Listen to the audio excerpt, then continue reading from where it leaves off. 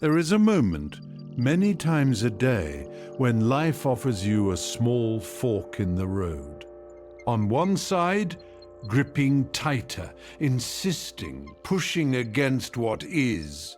On the other, loosening your hold and moving with what already wants to happen. Tonight we will look closely at that fork, not as a grand philosophical idea, but as something that shows up in your decisions, your conversations, your plans, again and again, quietly, all day long.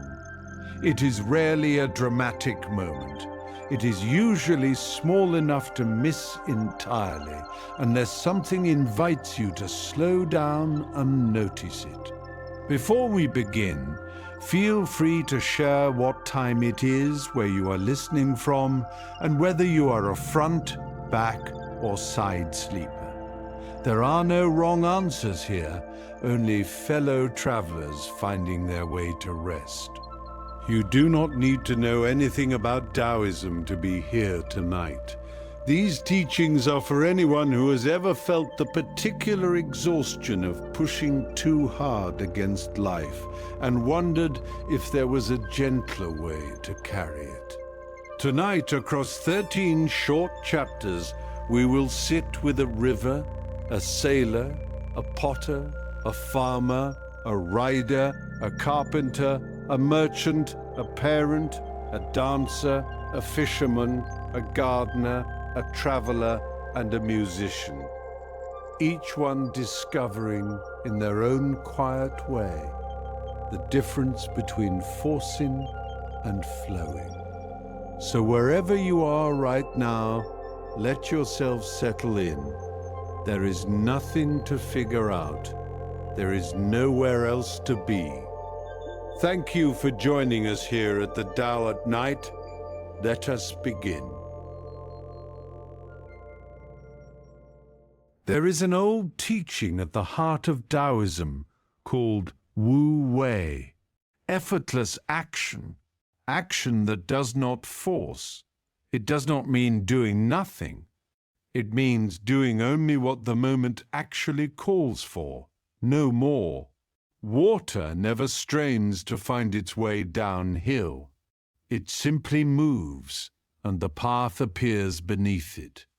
Most of our daily struggle is not the task itself, but the extra effort we add on top of it, the gripping, the insisting, the refusal to let anything be easy.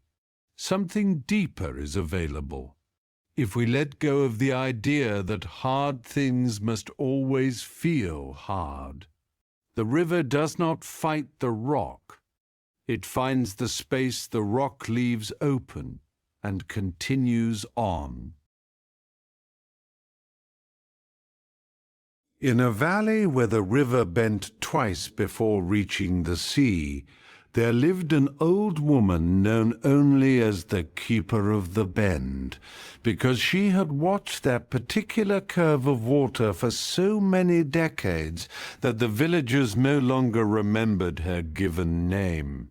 A young man came to her one autumn morning, his sandals still wet from crossing the shallows, his face tight with the particular strain of someone who has been awake, working out a problem long after the problem stopped listening. He told her that he had to decide by the next new moon whether to marry the woman he loved or to take the apprenticeship that had been offered to him in the capital, 3 days' walk away. He had made lists. He had asked his mother, his uncle, the priest at the temple gate. He had turned the question over so many times in his mind that it had worn smooth and useless, like a coin rubbed past its markings. "I cannot decide," he said. "Every time I choose one, I feel the other pulling at me. I have tried to force a decision for 11 days now." The old woman did not answer him directly. She only smiled, the way she always did before saying anything at all, and gestured for him to follow her down to the river's second bend, where a particularly stubborn boulder sat half submerged in the current. "Watch the water," she said, "and tell me what you see." He watched. The river struck the boulder, split into two threads, and rejoined a little farther down, smoother than before. "I see water going around a rock," he said. "Does the water decide to go around the rock?" He frowned. "I suppose it doesn't decide anything. It simply goes where there is room. And does it strike the rock first to test its strength? Does it pause and consider whether going left or right is the better path?" "No," he admitted. "It just moves." "Then why," she said, still smiling, "do you think your decision is different from the water's? You are standing at your own bend in the river, certain that you must strike the rock with your whole weight to discover which way to go. But the rock does not need to be struck, it only needs to be passed." He sat down on the bank, frustrated now in a new way. "But I am not water," he said. "I have to choose. The water does not choose. It has no other option but to flow." "Are you certain of that?" she asked. "Or is it only the easier thing to believe because choosing feels like such a heavy burden to set down?" He opened his mouth to argue, then closed it again, turning the question over the way he had turned over so many other questions these past 11 days. "I don't know anymore which of my thoughts are mine and which ones are just exhaustion talking. That is usually the first sign that the forcing has gone on too long," she said. "When you can no longer tell your own voice from your own tiredness, it is rarely the moment to decide anything large. It is the moment to rest and let the river show you something simpler." The keeper of the bend lowered herself onto a stone beside him, slowly, the way old women do when their knees have opinions of their own. "Tell me," she said, "when you imagine marrying her, what happens in your chest?" He thought for a moment. "It opens, like a window in summer. And when you imagine the apprenticeship, it also opens, but differently, like a door to a room I have never seen. And when you imagine forcing yourself to choose right now, before you are ready," he exhaled, long and slow, "it closes, both times, completely." She nodded, watching the water continue its quiet argument with the rock. "Then perhaps," she said, "the closing is not a problem to solve. Perhaps it is information. The river does not ask the rock for permission, and it does not ask itself for certainty either. It simply continues moving, and the path becomes clear at the place where the path actually is, not at the place where you are currently standing and demanding that it appear." "So I should do nothing?" "I did not say that. I said you have already done the hardest thing, which was to listen honestly to your own chest. The rest is not 11 more days of forcing. The rest is walking to the bend that is actually next and seeing what the water does when it gets there." He looked back at the water, watching the same boulder split the current into the same two threads it had split 100 times that morning already, and 100,000 mornings before he had ever been born to watch it. "What if I walk to the next bend," he said slowly, "and the water there shows me nothing at all? What if I wait, and nothing becomes clear, and the new moon arrives anyway, indifferent to whether I am ready?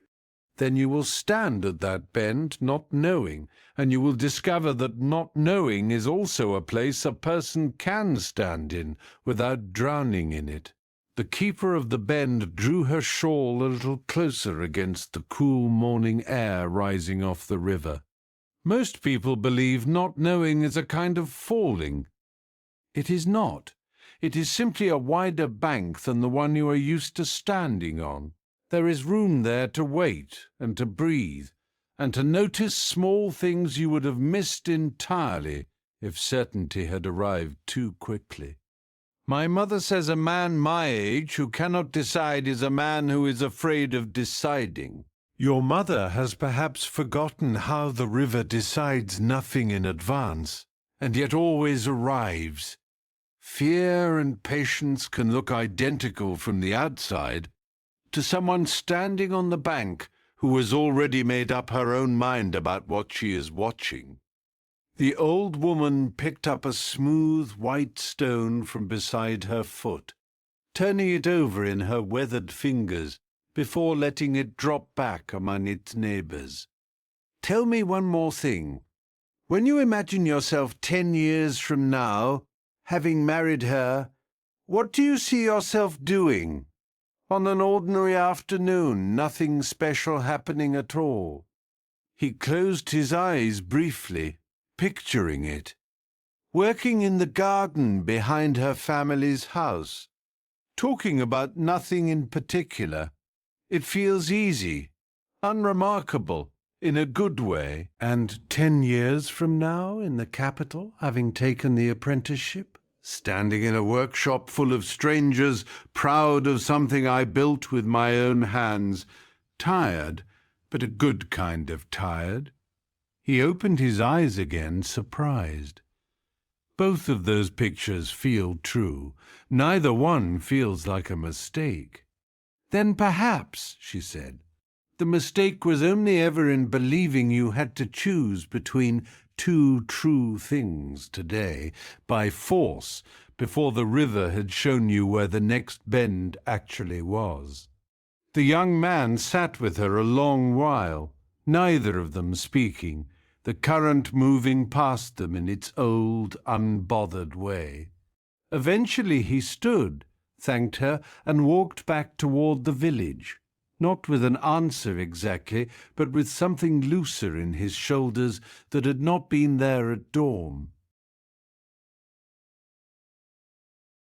In Sufi poetry, there is a similar understanding of forcing and flowing, often expressed through the image of the reed cut from the reed bed, crying out its longing through the body of a flute. The poet Rumi wrote often of surrender, not as weakness, but as the deepest form of trust, the willingness to be shaped by a breath greater than one's own effort. One supporting image from this tradition is the idea of the heart as a polished mirror. A mirror covered in dust cannot reflect anything clearly, no matter how hard it tries. The work, the Sufis taught, is not to force the reflection, but to gently remove what is covering it, to stop adding effort, and instead subtract obstruction. A second image, often repeated among the Sufi poets, is the lover who stops chasing the beloved and instead opens the window and waits. The waiting itself, done with full attention and without grasping, is described as a form of motion, an inward flowing that achieves more than any outward striving could. Many Sufi teachers held that the soul, like water, finds its way to the sea not by deciding the route in advance, but by yielding again and again to the lowest and most honest path available in each moment, trusting that lowness is not failure, but the very shape of arrival.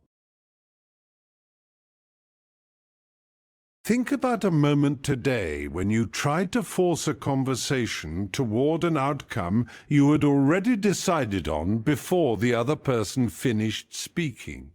Perhaps you were rehearsing your reply while they were still mid-sentence, certain of where the talk needed to land. That is the boulder being struck instead of passed. Or think of a plan you have been gripping tightly, a schedule, a goal, a timeline you set for yourself weeks ago that no longer fits the shape of your actual days. You may have felt this yourself when you kept insisting the plan was right long after your body told you it wasn't. Perhaps you noticed the closing in your chest, the same closing the young man at the riverbank described, and pushed forward anyway, certain that feeling was simply weakness to overcome rather than information worth trusting. You do not need to solve either of these things tonight.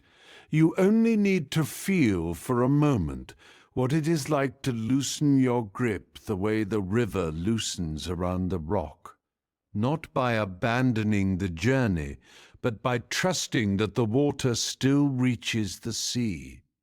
And as you lie here now, let your breath move the way that water moves, finding the path of least resistance, needing no force at all to carry you towards sleep.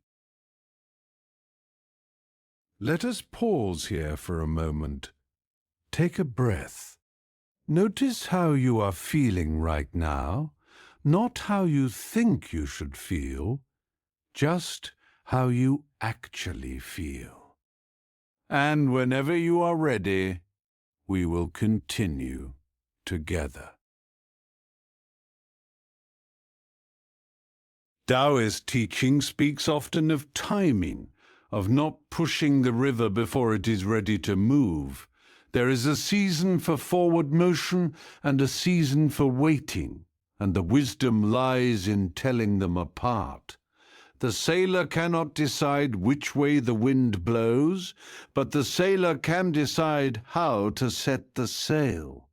Most of our frustration with daily life comes from confusing these two things, trying to command what we cannot control while neglecting what we actually can adjust. The wind is not the enemy, even when it blows the wrong direction.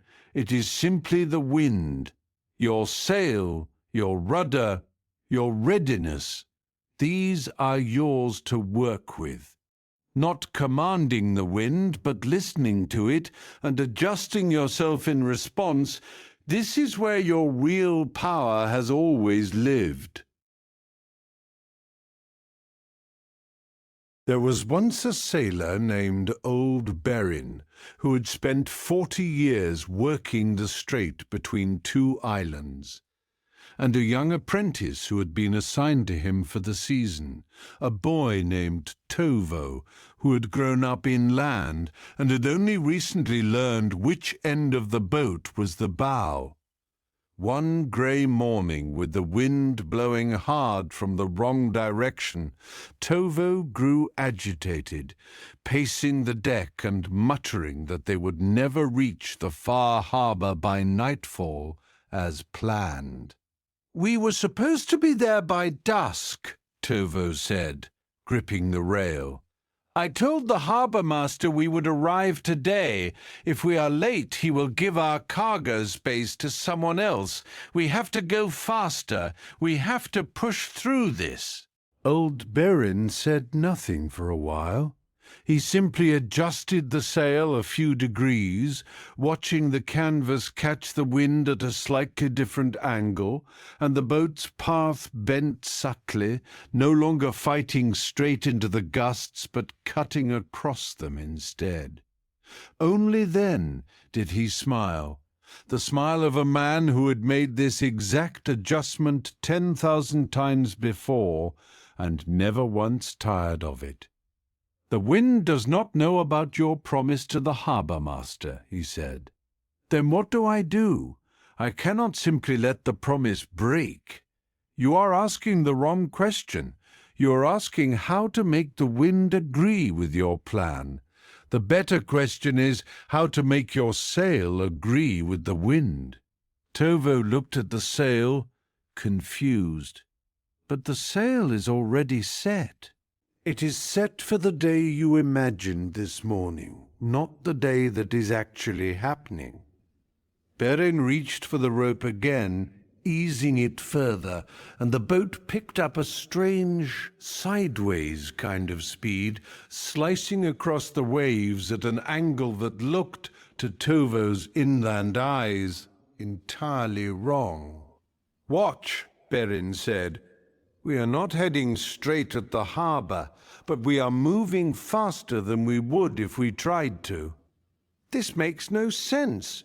We are pointed away from where we want to go. For now, the wind will shift before midday. It nearly always does along this strait this time of year. If we exhaust ourselves and the boat fighting straight ahead, we will have nothing left when the real opportunity arrives. But if we move with what the wind actually offers right now, conserving our strength, adjusting again and again as conditions change, we will be ready the moment the door opens." Tovo sat down on a coil of rope, frustrated. "I don't see how patience and laziness are different things." "A fair question," Perrin said, and here he paused longer than before, looking out at the grey water for a long moment before continuing. "A lazy sailor does nothing and hopes. A patient sailor is doing something every single moment, watching, adjusting the sail by inches, reading the swell, feeling the wind shift against his cheek before the rest of his body notices. It looks like stillness from the shore. It does not feel like stillness on the boat. Then how do I learn to feel a wind shift before my body notices it? That sounds like something a person either has or doesn't. It is something every sailor builds, slowly, the same way your legs learn to balance on a deck without your mind directing every single muscle. Nobody is born reading the water. They are born willing to keep their attention on it, voyage after voyage, until the reading becomes as natural as breathing." Perrin glanced over at him, something almost amused in his weathered face. "You have been at sea 3 weeks, Tovo. You are asking to already know what takes most sailors several seasons to feel in their bones. That impatience is the same impatience that wanted to fight straight into the wind this morning." Tovo laughed despite himself, a short, surprised sound. "I suppose I am in a hurry about everything today." "Then today is a fine day to practice not being in a hurry about something small before you try practicing it on something large. So, I am not supposed to stop wanting to arrive on time? Want it all you like. Wanting is not the problem. The problem is gripping the wheel as though your grip could change the weather. Loosen your hands a little. Keep your eyes on the water instead of on the harbour you have already decided about." They sailed in silence for a while after that, the boy watching the old man's small, continuous adjustments. A degree here, a degree there, nothing dramatic, nothing that looked like effort at all from a distance. And yet the boat kept finding speed in water that seemed to offer none. Around mid-morning, exactly as Perrin had said, the wind began to shift, swinging slowly around until it sat almost directly behind them, and the boat surged forward in a way that made Tovo laugh out loud despite himself. "Now we push," Perrin said, and for the first time that morning he let the sail out fully, and the boat ran hard toward the harbour. The wasted hours of fighting the wrong wind nowhere in evidence, as though they had never happened at all. Tovo watched the harbour grow larger on the horizon and said nothing more about the promise to the harbour-master, though something in his face had changed, some tightness around his eyes that had loosened sometime between the first adjustment and this one. In the Lakota tradition, there is a similar understanding of moving with what is rather than against it, often expressed through the relationship between the people and the buffalo, and through the phrase mitakuye oyasin, meaning all my relations, the recognition that a person is never separate from the wind, the herd, the season, but always woven into them. One teaching from this tradition speaks of the hunter who does not chase the buffalo directly across open ground, exhausting both animal and rider, but instead learns to read the herd's movement, predicting where it will turn before it turns, and meeting it there with patience rather than pursuit. The skill was never speed. The skill was listening to a pattern larger than oneself. A second teaching, often passed down through Lakota elders, concerns the changing of the seasons and the understanding that a person who fights winter, who refuses to slow down, to gather, to rest when the cold arrives, suffers more than the person who moves with winter's own rhythm. The elders taught that wisdom was not control over nature, but harmony with it, an ongoing conversation rather than a contest. To live well was to notice which way the wind of the season was already blowing, and to set one's own sail accordingly, trusting that the great turning of things was not an obstacle to a good life, but the very shape a good life takes. Think of a conversation you have had recently where you tried to force someone to agree with you faster than they were ready to. Perhaps you kept restating your point, louder or more carefully worded, certain that the right phrasing would finally make the wind blow your direction. That insistence rarely works, not because your point was wrong, but because you were fighting weather instead of adjusting your sail. Or think of a plan at work or at home that depended on someone else's timing, a reply you were waiting for, a decision someone else needed to make first. You may have felt the urge to push, to chase them for an answer, when what the moment actually called for was a small adjustment of your own readiness and the patience to let their wind shift in its own time. You do not need to abandon what you want. You only need to notice where you are gripping a wheel that was never going to change the weather. Let your hands loosen on whatever you have been steering so tightly tonight. And as you settle here in the dark, let your breath be like old Berin's hands on the rope.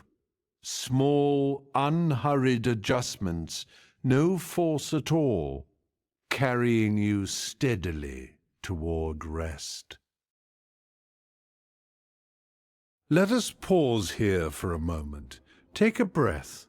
Notice how you are feeling right now, not how you think you should feel, just how you actually feel. And whenever you are ready, we will continue together. There is a teaching about the potter's wheel that speaks directly to the difference between forcing and flowing. The potter does not grab the clay and bend it into shape through sheer strength. The potter applies steady, gentle pressure and lets the wheel's own spinning do the actual work of shaping. Too much force, and the clay buckles, goes lopsided, collapses on itself entirely. The right amount of attention, applied at the right moment, and the form rises on its own. This is true of plans, of households, of the slow shaping of a life. We are rarely required to force the clay. We are required to stay present with it, hands steady, while the wheel, time, circumstance, the natural unfolding of things, does what only it can do. In a small workshop near the eastern gate of an old market town, there lived a potter known for vessels so even and fine that travellers sometimes detoured a full day's walk simply to purchase one before continuing their journey. A young man came to apprentice under her, eager and quick-handed, certain that skill was mostly a matter of effort. On his third week, she set him before the wheel with a lump of grey clay and told him to make a simple bowl. He pressed his thumbs in hard, the way he imagined a potter ought to, determined to shape the walls upward in one confident motion. The clay wobbled, then tore, then collapsed sideways into a flattened, useless heap. He tried again, gripping harder this time, certain that more force would correct what less force had failed to do. The second attempt collapsed faster than the first. He sat back from the wheel, his hands streaked grey to the wrist, and stared at the ruined mound as though it had personally betrayed him. Sunlight came in low through the workshop's single window, catching the dust that always seemed to hang in the air near the wheels, drifting slow and unbothered, the opposite of everything he currently felt in his own chest. Somewhere behind him, a kiln ticked as it cooled from yesterday's firing, a small, patient sound that did not seem to care one way or another whether his bowl had risen.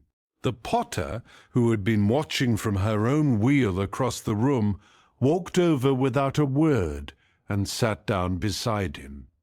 She did not speak right away. She simply gathered the ruined clay, reformed it into a centered mound, and began to spin the wheel slowly, her hands resting against the clay with a lightness that seemed, to the young man, almost insulting in its lack of effort. "You are barely touching it," he said. "I am touching it exactly as much as it needs." "But it isn't rising. Mine wasn't rising either, and you said I should press harder." "I never said that." She smiled, the way she always did before correcting him, and let the wheel spin a few more turns in silence before continuing. "You decided that on your own? Because pressing harder is what frightened hands do. Watch my fingers instead of the clay for a moment." He watched. Her fingers were not still.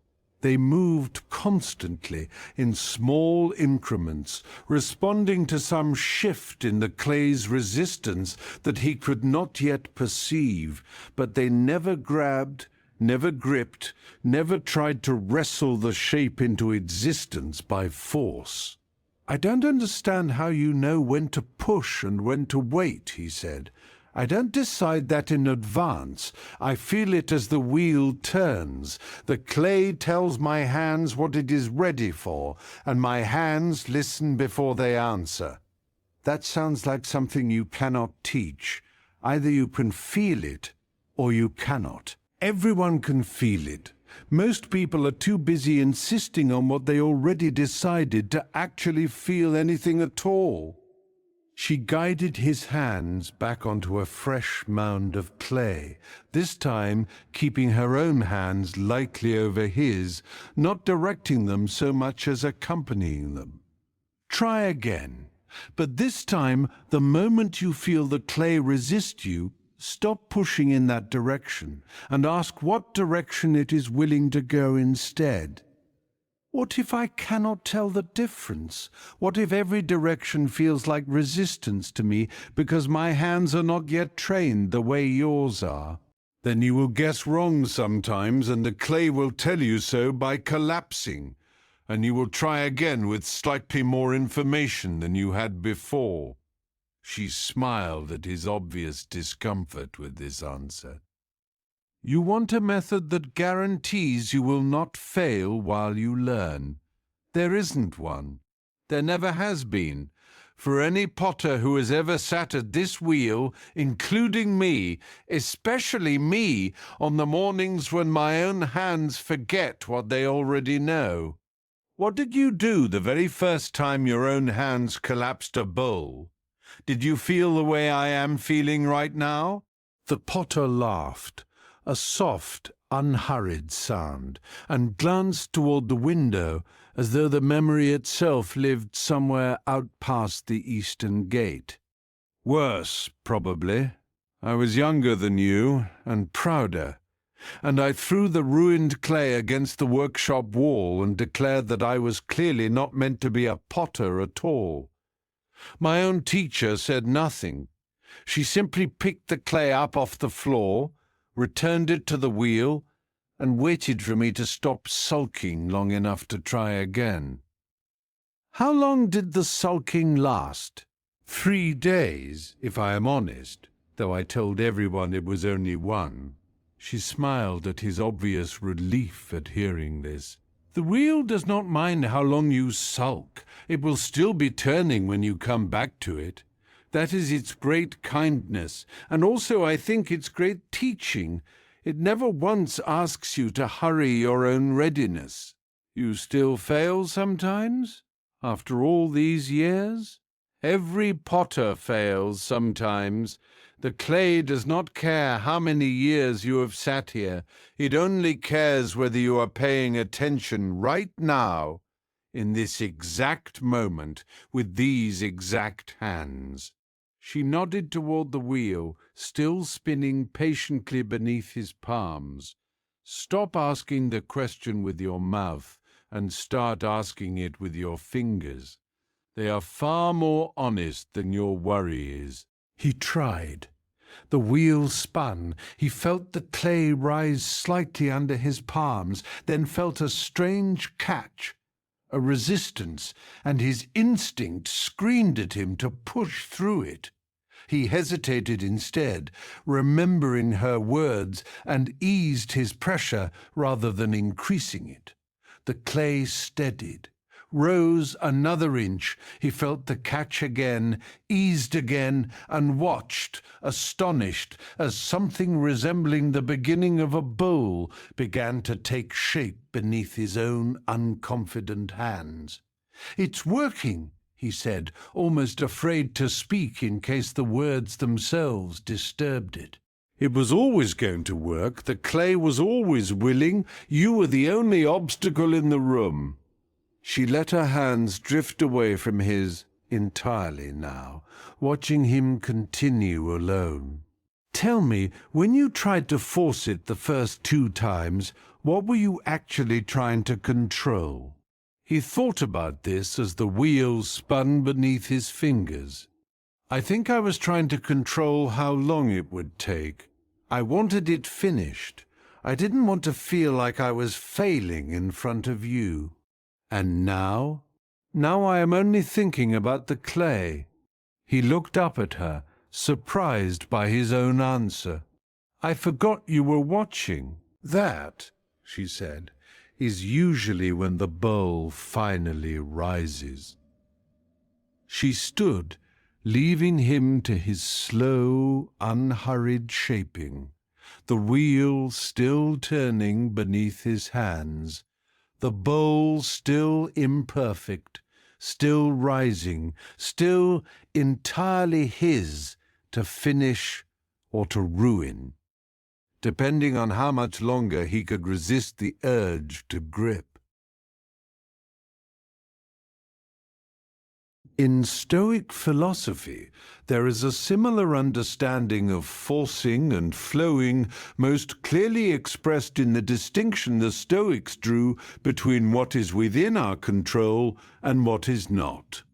Epictetus taught that suffering comes not from events themselves, but from the demand that events conform to our will rather than the reverse.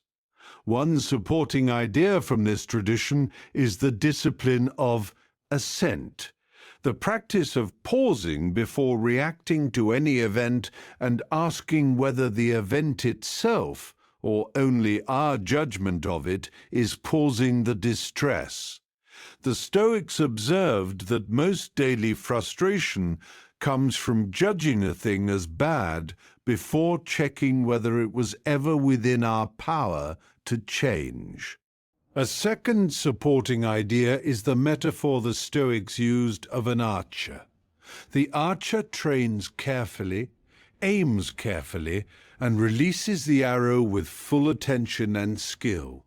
But the wind, once the arrow leaves the bow, belongs to nature, not to the archer.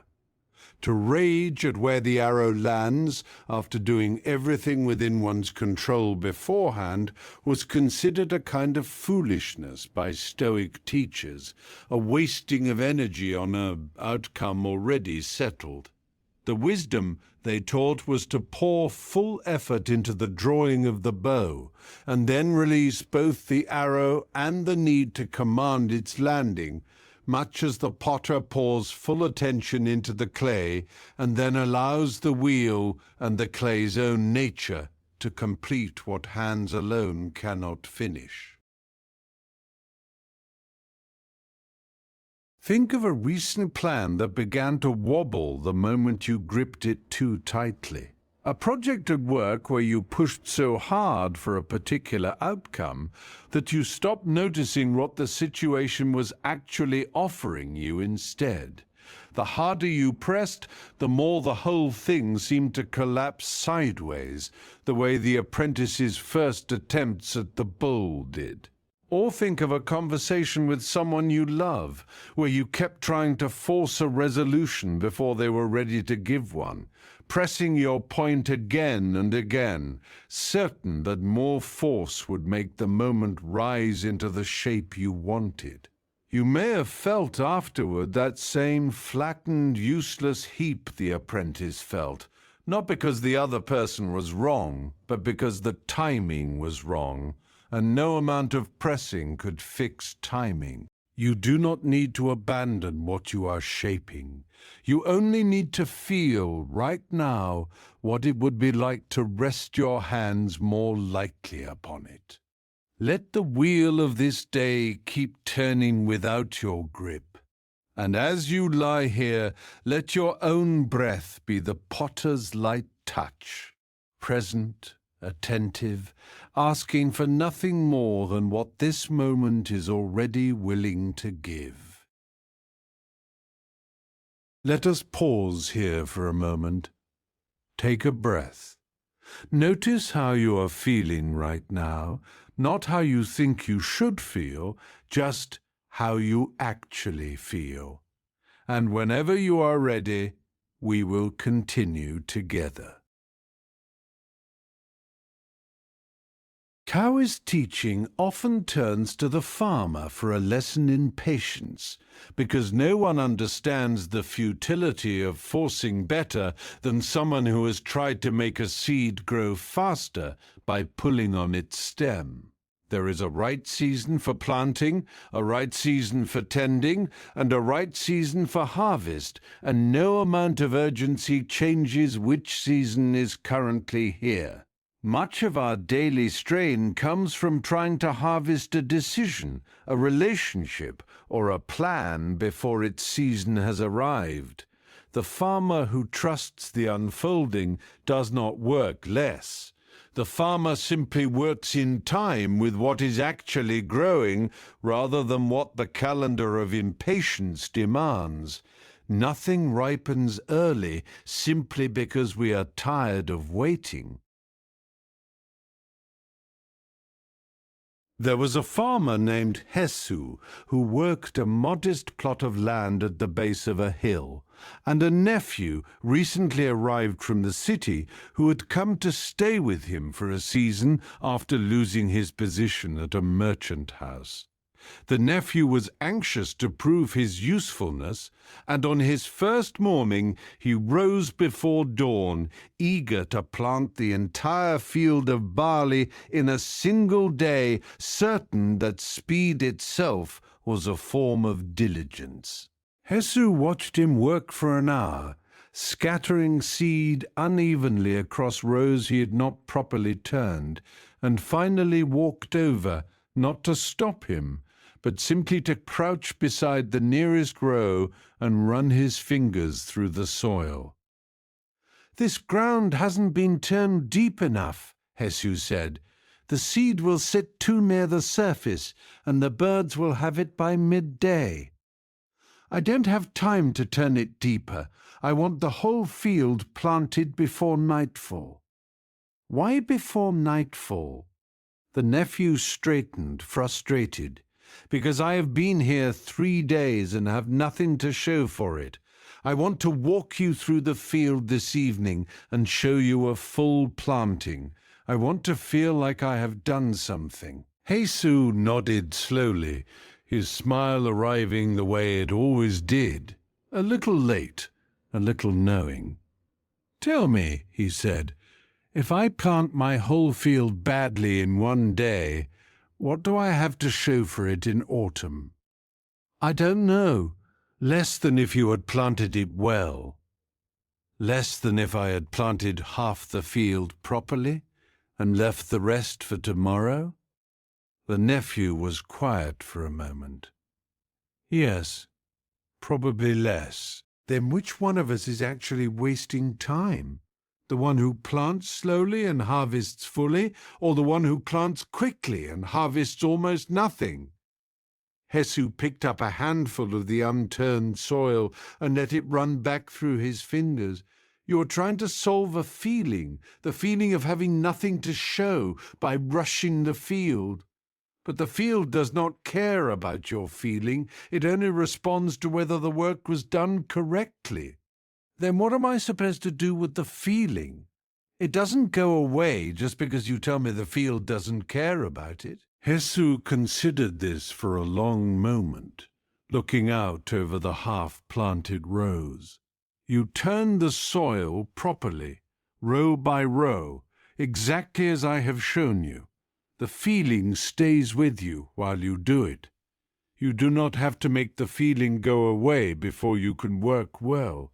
You only have to stop letting the feeling decide how the work gets done." "That sounds like you want me to just endure being uncomfortable." "I want you to notice that the discomfort and the work are 2 different things happening at the same time, and only one of them needs your hands today." Jesus crouched again, pressing his palm flat against the cool earth as though greeting an old friend.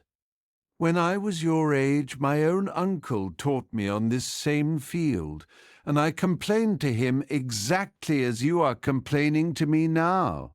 He told me something I did not understand for many years afterward." "What did he tell you?" "He said that impatience is not a flaw to be cured. It is simply energy, arriving early, before the work it belongs to has caught up with it. The mistake is not feeling impatient. The mistake is letting impatience choose where the spade goes." Jesus stood and gestured toward the unplanted half of the field. "Turn this row again, properly this time. I will turn the next one beside you.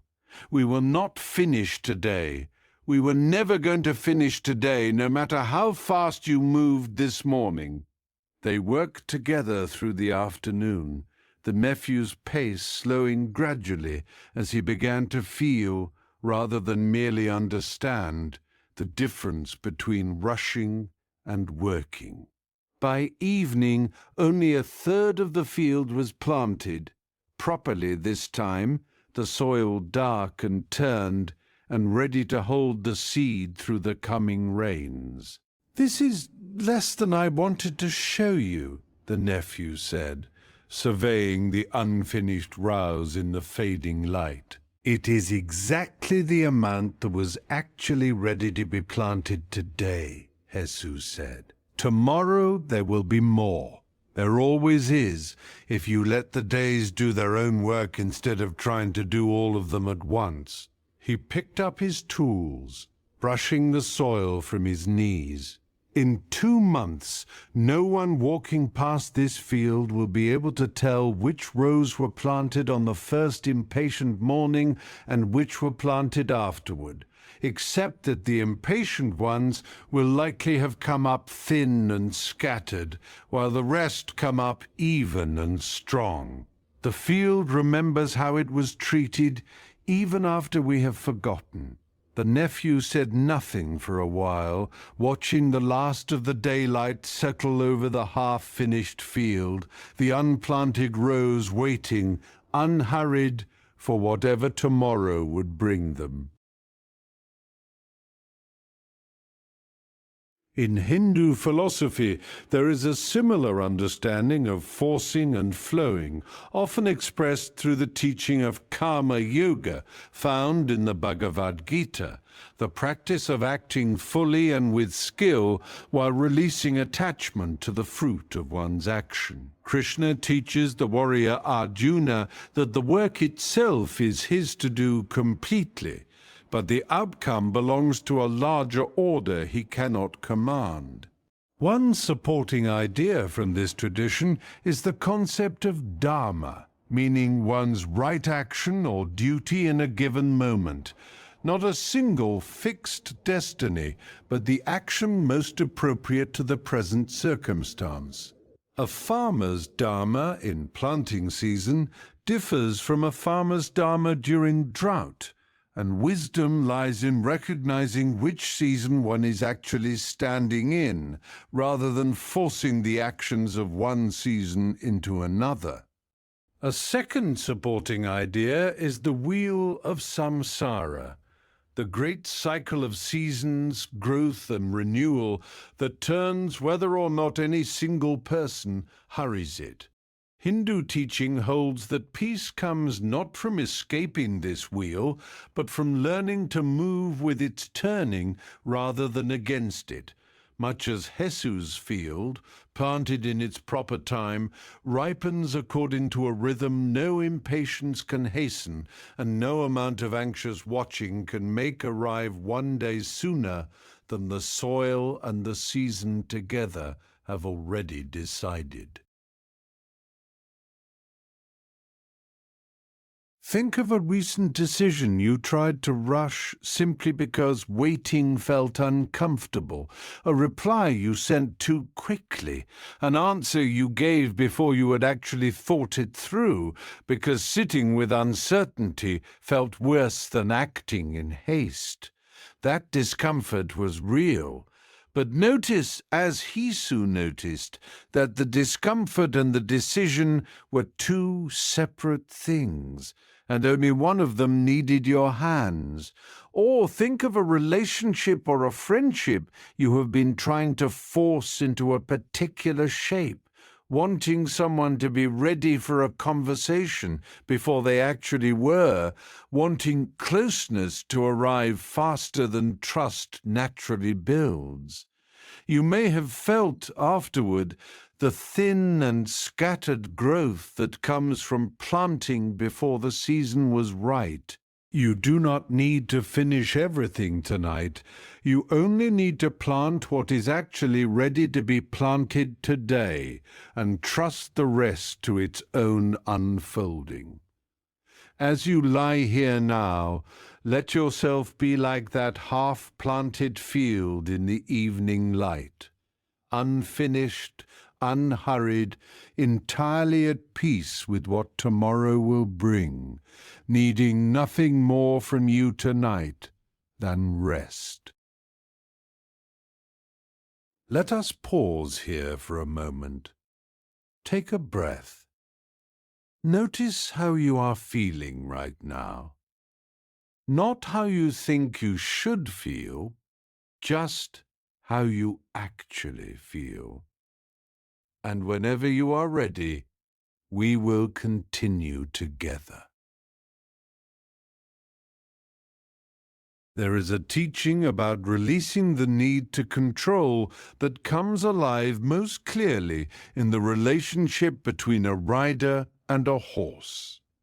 A rider who grips the reins too tightly, who fights the horse's every step, exhausts both animal and self, and arrives nowhere faster than the horse who is simply allowed to find its own sure footing. Control in this teaching is mostly an illusion we maintain through tension. The horse was always going to carry its own weight, find its own balance, sense the ground beneath its hooves more accurately than any rider's hands ever could. Real skill in riding is not domination, it is partnership, a willingness to feel what the horse already knows and to add guidance only where guidance is actually needed. The hands that hold loosest often arrive most safely. A young rider named Dessa had been given a new horse by her father, a tall grey mare with a reputation for stubbornness that no one in the household had yet managed to soften. She came to an old horse trainer who lived at the edge of the grazing fields, a man so weathered by sun and wind that his age was impossible to guess, and told him she needed help breaking the mare's will before the autumn festival, when she was meant to ride in the procession. "I have tried everything," Dessa said. "I pull the reins firmly, I correct her the moment she resists. I have spent 3 weeks insisting that she learn to obey, and she fights me harder every single day." The old trainer listened without interrupting, watching the mare where she stood tethered nearby, ears flicking with obvious unease. When Dessa finished, he did not answer right away. He simply walked to the mare, untied her, and led her into the open field without saddle or bridle, releasing her entirely. The mare trotted a short distance, then stopped, turned, and watched him with an expression that looked almost like curiosity. "You let her go," Dessa said, alarmed. "She'll run off.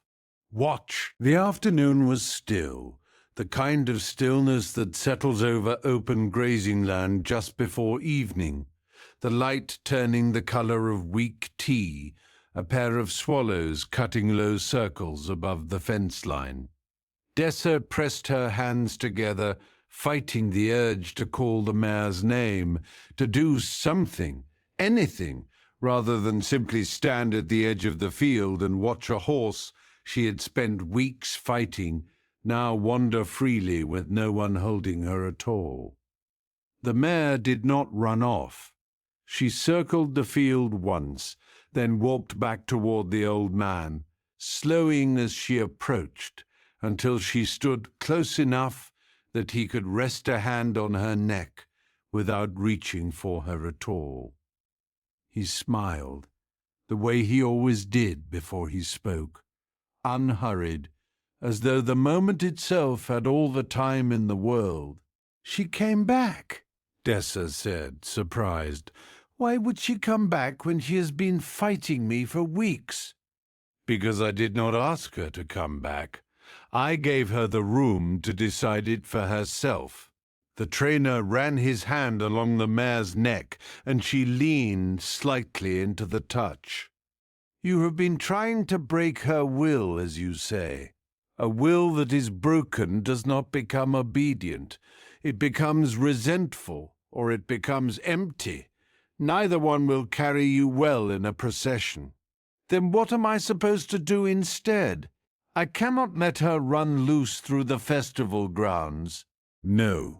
But you can stop treating every step she takes as a battle to be won." He gestured for Dessa to come closer and guided her hand onto the mare's neck where his own had been. "Feel how she breathes. Feel where the tension sits in her shoulders. That tension is not stubbornness. It is the same thing you feel when someone grips your arm too hard and tells you to relax. Your body cannot relax under that kind of pressure, no matter how reasonable the instruction sounds." Dessa kept her hand still, feeling the slow rise and fall beneath her palm. "I didn't think a horse could feel that exact thing." Every creature that can be gripped can feel the difference between a grip and a hand resting in trust. You have been gripping the reins because you are afraid she will do something unexpected, and she has been resisting because she can feel your fear traveling down the leather into her mouth. I didn't realize my fear had a direction it could travel in. I thought fear simply stayed inside the person feeling it. It rarely stays where it starts. Fear in the hands becomes tension in the rope. Tension in the rope becomes a question in the horse's mouth, asking why the person leading her is suddenly so afraid. She cannot read your thoughts, Dessa. But she has been reading your hands since the very first day you led her out of that stable, and she has been answering the only question your hands were actually asking, which was never about the festival procession at all. The trainer took the lead rope, looping it loosely, almost symbolically, around the mare's neck. Try walking beside her now. Do not pull. Simply walk where you intend to go and see what she does. Dessa walked. The mare, to her astonishment, walked beside her, matching her pace without any pressure on the rope at all, ears forward now instead of pinned back in irritation. "This feels like it shouldn't be working," Dessa said. "It is working because you stopped insisting that it work a particular way. You are walking with intention, not demanding compliance. She can feel the difference, even if you cannot yet name it. But what if she stops trusting me again the moment something startles her? A bird, a loud noise, a crowd at the festival? Then in that moment you will have a choice. The same choice you have right now. You can grip and confirm to her that the world is indeed something to fear and resist. Or you can stay open, breathe, and let her feel that you are not afraid, even if some part of you is." The old trainer watched the two of them walking in step. Trust is not a single decision made once. It is a decision you will make again and again, sometimes several times within a single minute, for as long as you ride her. "I have one more question," Dessa said, as they turned to walk a slow loop back toward the gate. "My father will ask me tomorrow how the training is going. What do I tell him? That I let her go loose in a field and called it progress? Tell him the truth, in whatever words feel honest to you. That you stopped trying to win and started trying to listen. And the horse noticed the difference before you had even finished deciding to try it." The old trainer slowed his own steps to match hers, the mare drifting easily between them without any rope at all now. Fathers who have never stood in this exact field tend to measure progress by how quickly a thing submits. You will need to decide for yourself whether that is the measure you actually want to use, or whether you are willing to arrive at the festival with something slower and considerably more durable. He will not be pleased if I tell him I spent the afternoon doing nothing but walking beside her. Then perhaps do not lead with that part. Lead with how she follows you now without a rope. Most fathers find it difficult to argue with a horse that simply chooses to stay close. He smiled at this, the dry, weathered smile of a man who had given this same advice to a great many daughters and sons before her. They walked several more lengths of the field together, the old man watching closely, occasionally murmuring small corrections, not to Dessa's hands, but to her shoulders, her breath, the set of her own spine, which he said the mare was reading far more carefully than she read the reins. "Will this be enough for the festival?" Dessa asked as the light began to fade over the field. That depends less on her than on you. She has already shown you what she needs. The only remaining question is whether you can keep offering it to her once the crowds arrive, once the noise and the pressure of the procession makes your hands want to grip again out of old habit. The trainer handed the lead rope back to her, and the mare turned her head toward Dessa with an ease that had not been there 3 weeks of fighting could produce. A horse does not forget how to trust, but she does notice the moment trust is withdrawn. The festival will ask the same question of you that this field just did. I cannot answer it for you in advance. In Buddhist teaching, there is a similar understanding of releasing the need to control, often expressed through the practice of non-attachment, and the teaching that suffering arises not from circumstances themselves, but from the grasping mind's insistence that circumstances be otherwise.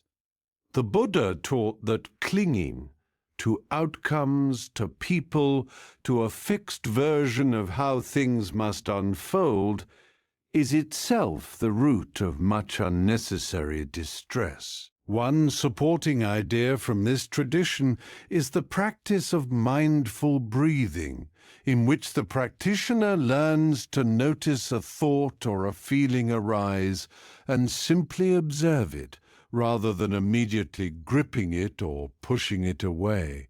This noticing without grasping is described as a doorway to ease, much as Dessa's open hand on the lead rope allowed the mare to relax in a way that her gripping hand never had. A second supporting idea is the image, used often in Buddhist teaching, of a clenched fist versus an open palm. A clenched fist can hold nothing new. It is already full of its own tension. An open palm can receive, can release, can adapt to whatever arrives. Buddhist teachers often point out that control, pursued aggressively, produces the opposite of safety, a brittle, exhausting vigilance, while a settled, open attention produces a more durable kind of steadiness, the kind that does not need to fight the present moment in order to meet it well. Think of a recent conversation where you gripped too tightly to a particular outcome. Perhaps trying to convince a friend or family member of something, repeating yourself, tightening your tone, certain that more pressure would finally produce agreement. Notice, as Dessa noticed, how that gripping may have traveled down into the conversation itself, making the other person resist even more.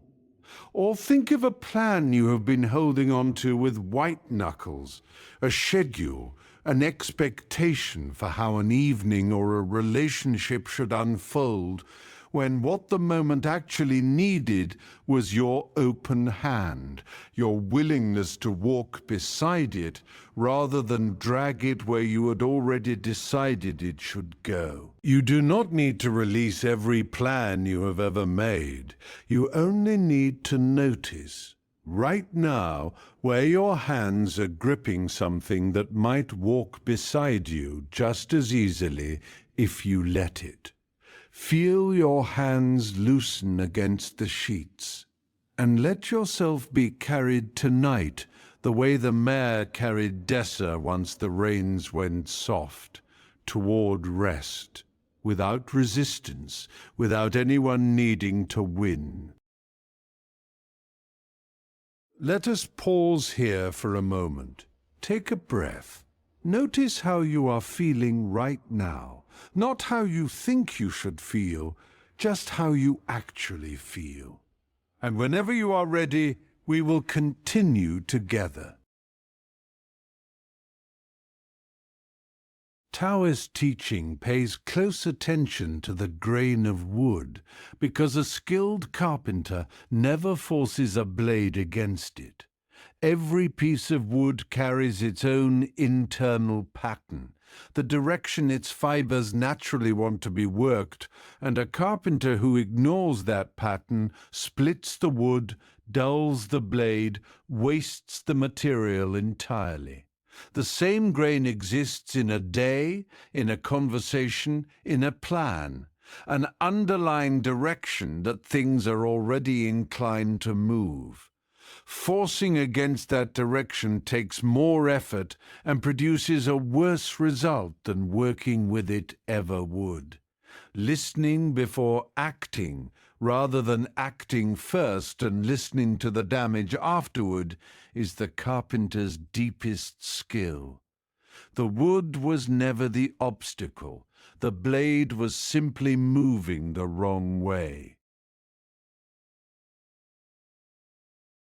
In a town known for its furniture makers, there was a carpenter whose chairs were so well joined that they were said to outlast the houses they sat in, and a young apprentice who had recently come to learn from him, eager to prove his talent with speed rather than patience.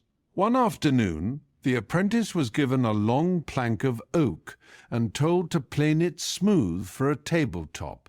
He set to work immediately, running the plane along the wood in the direction he assumed was correct, and within minutes the blade caught, tearing up a long, ugly splinter across the surface. He tried again, adjusting his angle, pressing harder this time, certain that more force would smooth out what his first pass had roughened. The tearing only grew worse, the surface now pocked with small gouges that no amount of additional pressure seemed able to fix. The carpenter, who had been working at his own bench nearby, walked over, picked up the ruined plank, and turned it slowly in the afternoon light, examining it the way a physician might examine a patient. He smiled before he spoke, as he nearly always did, a small, unhurried smile that seemed to contain no judgment at all. "You were planing against the grain," he said. "I was planing in the direction I started," the apprentice said, frustrated. "Why does it matter which direction, as long as I press hard enough?" "Press as hard as you like. The wood does not change its nature to suit your effort." The carpenter ran his thumb gently across the torn surface, feeling for the subtle ridges that marked the grain's true direction, ridges the apprentice had been too rushed to notice. "Here, feel this with your fingertips, not your eyes. Close them if it helps." The apprentice closed his eyes and ran his fingers along the wood as instructed. After a moment, he felt it, a faint texture, almost imperceptible, running in one direction more smoothly than the other. "I feel something," he said, "but I don't understand how that tells me which way to plane. The grain you just felt is the wood's own memory, the direction it grew in season after season before it was ever cut from the tree. Plane with that memory, and the wood opens for you almost willingly. Plane against it, and the wood resists you at every pass, no matter how sharp your blade or how strong your arm. So I am supposed to feel the wood before I work it, every single time. Every single time. The grain does not announce itself loudly. It asks to be noticed, not commanded." "That seems like it would slow down every single piece of furniture you have ever built. It slows down the beginning of every piece by perhaps the length of a few breaths. It speeds up everything that follows because I am no longer fighting damage I caused myself in the first careless minute." The carpenter ran a thumb along an old scar on his own forearm, faded nearly to nothing now. I learned this lesson the hard way, much as you are learning it today, except my teacher let me keep working against the grain for nearly a full season before he finally showed me what you were seeing in a single afternoon. Consider yourself fortunate in your teacher, if nothing else." The carpenter set the ruined plank aside and handed the apprentice a fresh piece. "This time, before you make a single pass with the blade, run your hand along the surface first. Tell me what you feel." The apprentice did as instructed, feeling carefully this time, taking longer than he wanted to admit was necessary. "It feels smoother moving this direction," he said finally, gesturing along the plank's length. "Then that is the direction your blade wants to travel, not the direction you decided on before you ever touched the wood." He set the plane down carefully this time, aligning it with the grain he had felt rather than the path he had originally assumed, and drew it slowly along the surface. The shaving that curled up from the blade was long, pale, and unbroken, nothing like the torn fragments from his earlier attempts. "It's so much easier this way," he said, almost offended by how little effort the pass had required. "It was always going to be easier. You were the one adding the difficulty by insisting the wood conform to your first guess rather than its own nature." The carpenter watched him make another pass, then another, each one smoother than the last. "Tell me, when you were pressing hardest against the grain earlier, what were you trying to prove?" The apprentice considered this honestly. "I think I wanted to seem skilled quickly. I didn't want to take the time to feel the wood first. It seemed slower, and slower felt like failing. And now that you have felt it, does going slowly at the start seem like failing?" "No," he admitted. "It seems like the only way that actually works." The carpenter nodded, watching the long, unbroken shavings curl onto the floor around the apprentice's feet, the tabletop emerging smooth and even beneath hands that had finally stopped fighting the very thing they were trying to shape. In Hasidic Jewish teaching, there is a similar understanding of forcing and flowing, often expressed through the concept of bitul, a kind of humble self-effacement before something larger than oneself, and through stories of rabbis who taught that true service comes from aligning with the will already present in a situation, rather than imposing one's own will upon it. One supporting teaching from this tradition tells of a rabbi who was asked why he prayed so quietly when louder, more forceful prayer seemed to demonstrate greater devotion. He answered that a small flame held close and steady gives more warmth over time than a great fire that exhausts itself and burns out, and that quiet, attentive effort, sustained gently, accomplishes what dramatic forcing cannot. A second supporting teaching, often told among Hasidic masters, describes a student who came to his Rebbe complaining that his work in the world felt like pushing against an immovable wall. The Rebbe told him that the wall was not asking to be pushed at all. It was asking to be listened to, the way a carpenter listens to wood, because every obstacle carries within it the shape of its own opening, and the task was never to overpower the wall, but to find patiently the place where it was already willing to give way. Think of a recent conversation where you pushed your point in the same direction over and over, even as you felt resistance growing with each repetition, perhaps with a colleague, a partner, a child, never pausing to feel which direction the conversation actually wanted to move. That resistance was the grain. You were planing against it. Or think of a plan that kept tearing at the same place, no matter how many times you tried to force it through. A household routine, a project, a goal that simply would not smooth out, however hard you pressed. You may have felt, as the apprentice felt, that the difficulty was the wood's fault, when it may have only been the direction of your effort. You do not need to abandon the plank entirely. You only need to run your hand along it once more, gently, and feel which way it actually wants to be worked. Let your own breath move now in its easiest direction with the grain, not against it.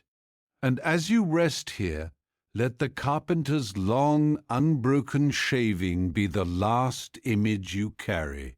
Smooth, effortless, exactly what was always possible once the right direction was found. Let us pause here for a moment. Take a breath. Notice how you are feeling right now. Not how you think you should feel, just how you actually feel. And whenever you are ready, we will continue together. There is a quieter form of strength in Taoist teaching that shows itself most clearly in negotiation. Not the strength of insisting on your price, but the strength of listening for what the moment will actually bear. Forcing a deal before its time produces resentment on one side and hollow victory on the other. Flowing with a negotiation means sensing what each party can genuinely offer and waiting for the agreement that wants to exist rather than the one being demanded. This is not weakness. Bending without breaking takes far more skill than standing rigid. The merchant who listens longest often profits longest, because trust, once forced, rarely survives the transaction that forced it. A merchant named Oren had travelled 3 weeks to reach a distant market town known for its woven cloth, intending to buy enough to fill his cart twice over before the cold season closed the mountain roads behind him. He sought out an old cloth seller whose stall was famous throughout the region, not only for the quality of her weave, but for the difficulty of bargaining with her. She was said to never lower her price for anyone, no matter how the negotiation was conducted. Oren opened with confidence, naming a price well below what he expected to pay, certain that a strong opening position would set the tone for everything that followed. The old woman simply continued folding cloth at her table, unhurried, and did not respond at all for a long moment. Long enough that Oren began to wonder if she had heard him. "You did not answer," he said. "I am still listening to what you actually said." She finally looked up and smiled, the small, knowing smile of someone who had conducted this exact opening exchange 1,000 times before. "You named a price. You did not yet tell me why I should accept it." "Because it is a fair price for the season, and because I am buying in quantity. Quantity is useful to me if I have more cloth than I can sell elsewhere. I do not." She returned to her folding. "Tell me, Oren, is it Oren? What happens to your cart if you leave here without my cloth?" Around them, the market had begun its midday business in earnest, the smell of roasting chestnuts drifting from a brazier 2 stalls down, a cartwheel creaking somewhere out of sight, a child laughing at something behind a curtain of dyed wool hung up to dry. The old woman's stall sat at a slight remove from the noisiest part of the lane, shaded by a wide canvas awning that turned the afternoon light a soft amber wherever it fell across the folded bolts of cloth. He hesitated. I would have to find another seller and likely pay more, since the season is closing. Then we already know something true. You need my cloth more than I need your coin today. This changes the shape of what is fair, doesn't it? Oren felt his confidence slipping and pressed harder instead of pausing. Then name your price and let us be done with this quickly. Why quickly? Quickly rarely produces a price either of us will be satisfied with tomorrow. She set the folded cloth aside and looked at him directly for the first time. You are trying to force this conversation toward an ending before we have actually had the conversation. What is it you are truly afraid of?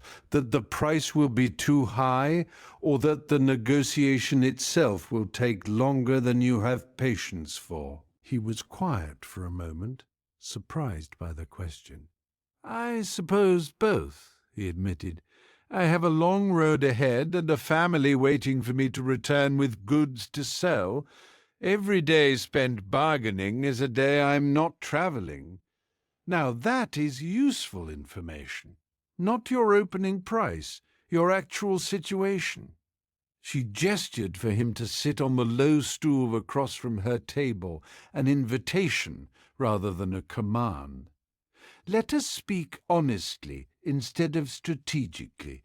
Tell me what quantity you actually need and what price would let your family eat well this winter without ruining my own season's earnings.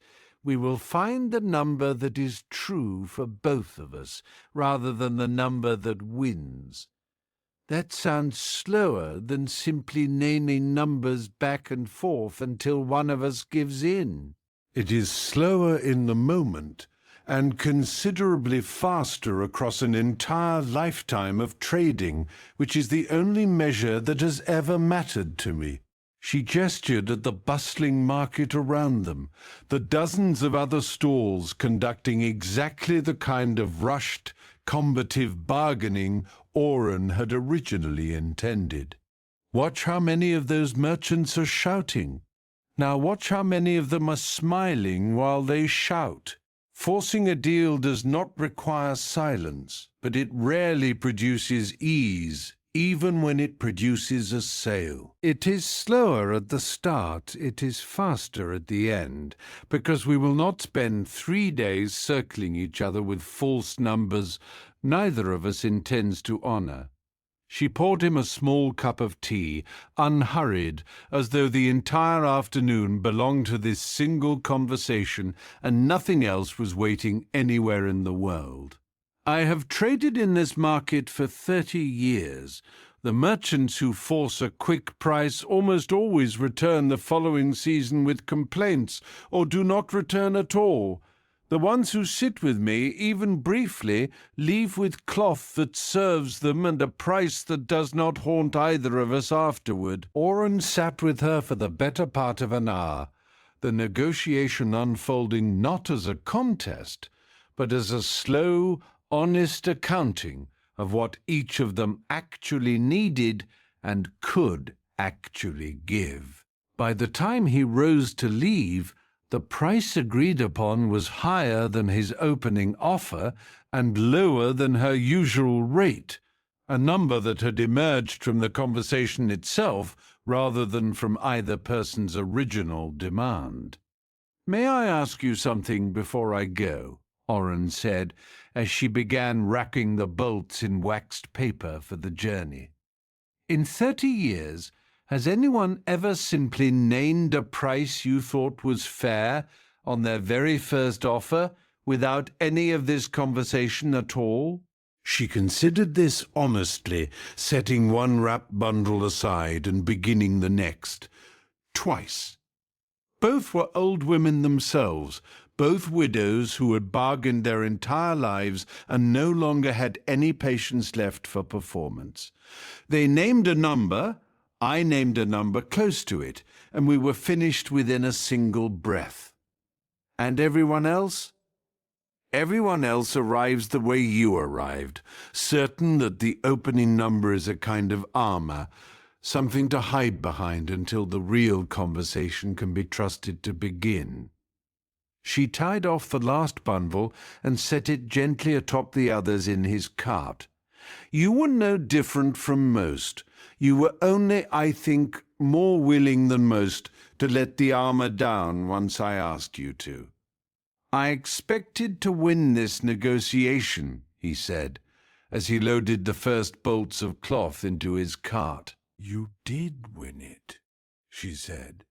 You simply won something different than you arrived expecting to win. She returned to her folding, the smile still present, unhurried as ever. Most people leave my store complaining that I would not be forced. Few of them stay long enough to discover what happens when they stop trying to force me and start listening instead. In Japanese Zen, there is a similar understanding of forcing and flowing, often expressed through the concept of mushin, a mind without grasping, fully present and unattached to a fixed outcome. Zen teachers have long held that the harder the mind insists on a particular result, the less skillfully it can respond to what is actually happening. One supporting example from this tradition is the practice of the tea ceremony, in which every movement is performed with full attention, yet without hurry and without striving toward an end point.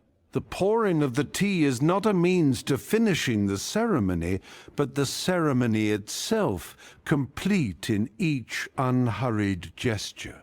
Negotiation, viewed through this lens, becomes not a race toward agreement, but a series of present, attentive exchanges, each one complete on its own terms. A second supporting example is found in Zen archery and swordsmanship, where students are taught that the arrow released by a grasping mind, anxious for the target, flies less true than the arrow released by a mind at rest, simply aware. Zen teachers describe this as the target hitting itself once the archer's grasping falls away. A teaching that mirrors Oren's negotiation, where the fair price emerged not from his forceful opening, but from the moment he stopped grasping for an outcome and simply sat, present, in honest exchange with what the moment actually offered. Zen students often spend years on a single simple task, not because the task itself is complicated, but because releasing the grasping mind around it takes far longer to learn than the technique does.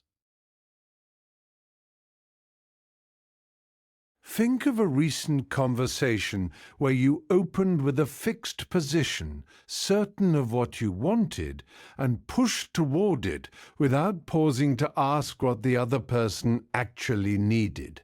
A discussion about money, about chores, about whose turn it was to make a decision. Notice how that forcing may have produced a quick resolution but left something unsettled afterward. Or think of a plan you have been trying to negotiate with yourself. A deadline you set rigidly, a standard you are holding yourself to that no longer fits your actual circumstances. You may have felt, as Oren felt, that slowing down to ask an honest question would cost you time, when it may have only cost you the illusion of control. You do not need to win every exchange tonight. You only need to notice where you have been demanding an outcome instead of listening for one. Let your breath settle the way Oren settled onto that low stool, unhurried, present, willing to discover what this moment actually has to offer, rather than what you decided in advance it should give you. Let us pause here for a moment. Take a breath. Notice how you are feeling right now, not how you think you should feel, just how you actually feel. And whenever you are ready, we will continue together. Taoist teaching includes a gentle warning about the difference between guiding and gripping, nowhere more visible than in the relationship between a parent and a child. A parent who forces a child's path, insisting on a particular shape for their growth, often produces resistance.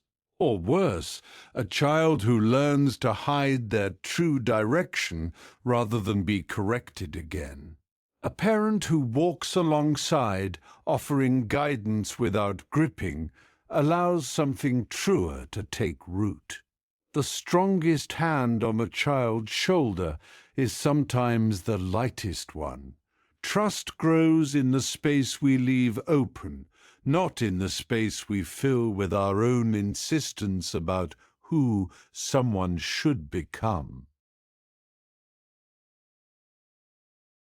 There was a mother named Tess who came to visit the old woman who lived at the top of the village, known for raising 7 children of her own to lives the whole village considered enviable, each one settled, each one apparently at peace with their own path.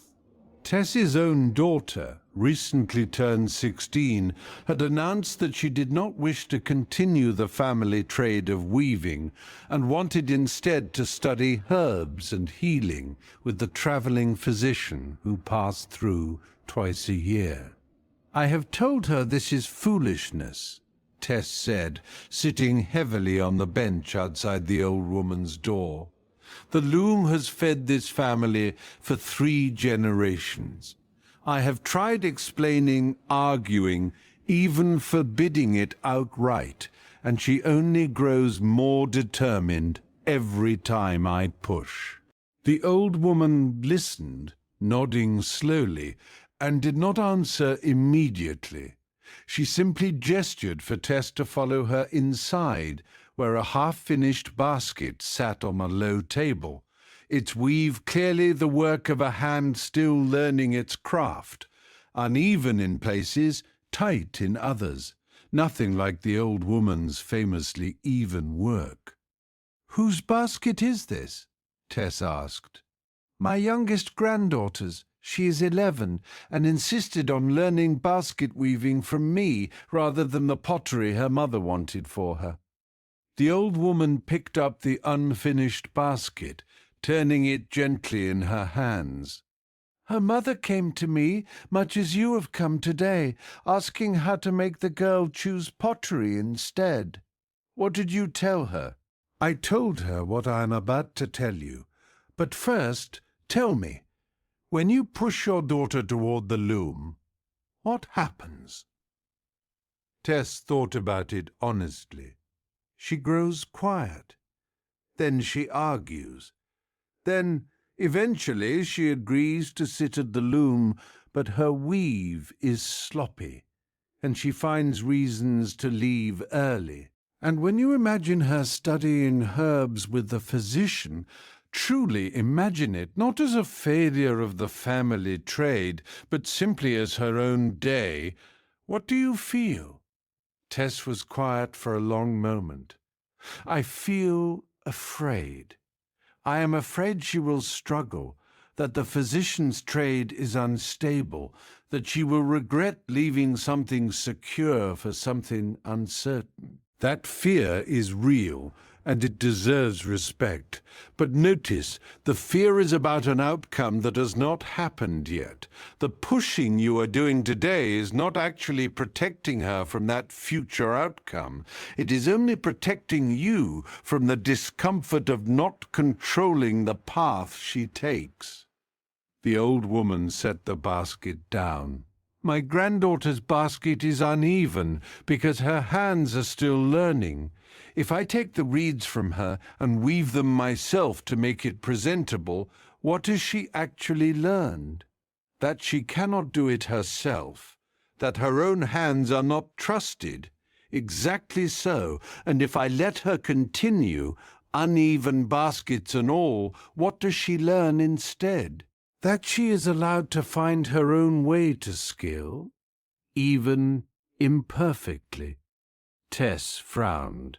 But weaving and basket-making seem like small things. My daughter is choosing an entire life's direction. Is it truly different? Only larger? The old woman smiled, the patient smile of someone who had asked this exact question to many anxious parents over many years. The fear is the same fear, simply wearing a bigger coat.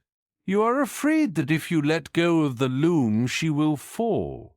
But Tess, has anyone in your family ever actually learned anything well by being forced toward it against their own current? Tess thought of her own mother, and the years she had spent at a loom she had never once chosen for herself. No, she admitted slowly. I don't think I have ever seen that happen, not once in any household I have known. Then why do you imagine your daughter will be the single exception to a pattern you yourself have witnessed your whole life? Because I'm afraid for her in a way I was never afraid for myself. It is easier to accept your own risk than to watch someone you love walk toward one. That, the old woman said gently, is the truest thing you have said since you sat down on my bench. Tess sat with the question for a long while, watching the unfinished basket on the table, its uneven rows somehow more honest, more alive than any of the perfectly even baskets the old woman herself could produce in half the time. I don't know how to simply let her go, Tess said finally. It feels like abandoning my responsibility as her mother. There is a difference between abandoning and accompanying. You do not have to stop caring about where she lands. You only have to stop insisting that she land exactly where you have already decided. The old woman placed a hand briefly on Tess's shoulder. Walk beside her toward the physician's wagon next time he passes through. Ask her what she is learning. Be curious instead of corrective. You may find that a daughter who is not constantly defending her choice has far more room to also doubt it honestly, and to come to you when the doubt arrives, which she never will, as long as coming to you means hearing again that she chose wrong. Tess walked home slowly that evening, the old woman's words turning over in her mind alongside the image of the uneven basket, its rough edges somehow more reassuring than any tidy argument could have been. In Celtic wisdom, there is a similar understanding of guiding without gripping, often expressed through the image of the river and the standing stone, where the stone does not attempt to redirect the river's course, but simply stands present beside it, marking the way without controlling the water's movement. Celtic teaching held a deep respect for the natural unfolding of growth, seen clearly in the reverence given to seasonal cycles and to the wisdom of elders who guided rather than commanded. One supporting tradition comes from the old practice of fostering among Celtic peoples, in which children were sometimes raised partly by extended family or trusted elders outside the immediate household, on the understanding that a wider circle of guidance, offered without the anxious grip of a single controlling will, produced a more resilient and rounded character than constant correction from one source alone. A second supporting idea appears in Celtic stories of the Gis, a personal calling or obligation that each person was understood to carry uniquely, which could not be forced upon them by another, only discovered through their own unfolding life. Elders in these stories rarely told a young person what their gis was. They asked questions, offered space, and trusted that the calling, much like Tess's daughter's interest in healing, would reveal itself in its own time if it was not buried under someone else's insistence about what the path should be. Think of a recent moment when you tried to steer someone you loved toward a decision you had already made for them.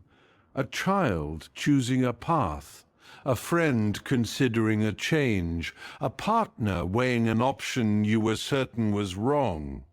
Notice whether your insistence made them more open to your view or simply more determined to defend their own. Or think of a plan for your own life that someone else has been gripping on your behalf, a parent's expectation, an old promise you made when you were a different person, a version of yourself you have outgrown but still feel obligated to perform. You may know, as Tess came to know, the difference between a hand that guides and a hand that grips. You do not need to resolve every relationship tonight. You only need to feel, for a moment, what it is like to loosen your grip on someone else's path, or to feel someone else's grip loosen on yours. Let that loosening be like the old woman's hand on Tess's shoulder, brief, light, present, and let it carry you just as gently towards sleep. Let us pause here for a moment. Take a breath. Notice how you are feeling right now, not how you think you should feel, just how you actually feel. And whenever you are ready, we will continue together. There is a kind of intelligence in the body that Taoist teaching honors deeply, and nowhere does it show itself more plainly than in dance. A dancer who thinks too hard about the next step, who tries to force the body into position through sheer willpower, moves stiffly, a half beat behind the music. A dancer who lets the music move through the body, responding rather than commanding, moves as though the steps were never separate from the sound at all. Daily life asks for this same quality more often than we notice, not constant deliberate control, but a responsive presence that meets each moment as it actually arrives. The grip loosens, the heaviness lifts, the body remembers what the mind, gripping too tightly, had forgotten it already knew. In a town that held a great dance each year at the turning of the seasons, there lived a dancer so admired that people travelled from neighbouring villages simply to watch her move. A younger dancer, talented but anxious, came to her one evening before the festival, frustrated that her own movements, however technically correct, always seemed to lag a fraction behind the music, never quite landing where the rhythm wanted them. "I have practiced every step 100 times, the younger dancer said. I know exactly where my feet should be on every beat. And still, when the music plays, I am always slightly behind it, as though I am chasing the rhythm instead of dancing inside it." The older dancer smiled, the way she always did before answering anything difficult, and gestured for the younger woman to follow her to the empty hall where the festival would be held the following evening. The hall was empty now, but for the two of them and a single musician tuning his instrument near the far wall, and their footsteps echoed faintly off the high wooden ceiling. The rows of unlit lanterns hanging still and silent overhead, waiting for tomorrow's crowds. Dust motes turned slowly in the late afternoon light, slanting through the high windows, and somewhere outside a market vendor called out the price of late-season plums. She asked the musician who was tuning his instrument in the corner to play something slow. "Dance," the older woman said, once the music began. The younger dancer moved carefully, counting silently, placing each foot exactly where her training told her it belonged. The older dancer watched for a while, then shook her head gently. "You are dancing the steps," she said. "You are not dancing the music." "I don't understand the difference. The steps are how I learned the music." "The steps were how you learned to move your feet. The music is something else entirely." The older dancer closed her eyes and began to move herself, and the younger woman noticed immediately that something was different. There was no counting visible in her movement, no visible calculation, only a kind of listening that travelled directly into her limbs without pausing anywhere along the way to be thought about first. "How do you know where to put your feet if you are not counting?" "I'm not deciding where to put my feet. I'm letting the music decide, and my feet are simply agreeing." The older dancer opened her eyes and stopped moving, the music still playing around her. "When you count, you are placing a barrier between the sound and your body. A translator standing in the middle, slowing everything down by exactly the time it takes to translate. The lag you feel is not a flaw in your technique. It is the natural delay of thinking your way through something that was never meant to be thought, only felt. But I learned to dance through counting. How am I supposed to stop counting if counting is the only way I know to move correctly? Counting was never wrong. It was only ever meant to be the scaffolding, not the building itself." The older dancer touched her own chest lightly. "When a house is finished, the builders take the scaffolding down. They do not leave it standing in front of the doorway forever, blocking anyone from actually entering. You have kept your scaffolding up for so long that you have forgotten there was ever a house being built behind it. How do I know when I'm ready to take it down? You will not know in advance. You will simply try, the way you are about to try right now, and discover that the house was already finished long before you believed it was." The older dancer gestured for her to try again. "This time, do not think about where your feet should go.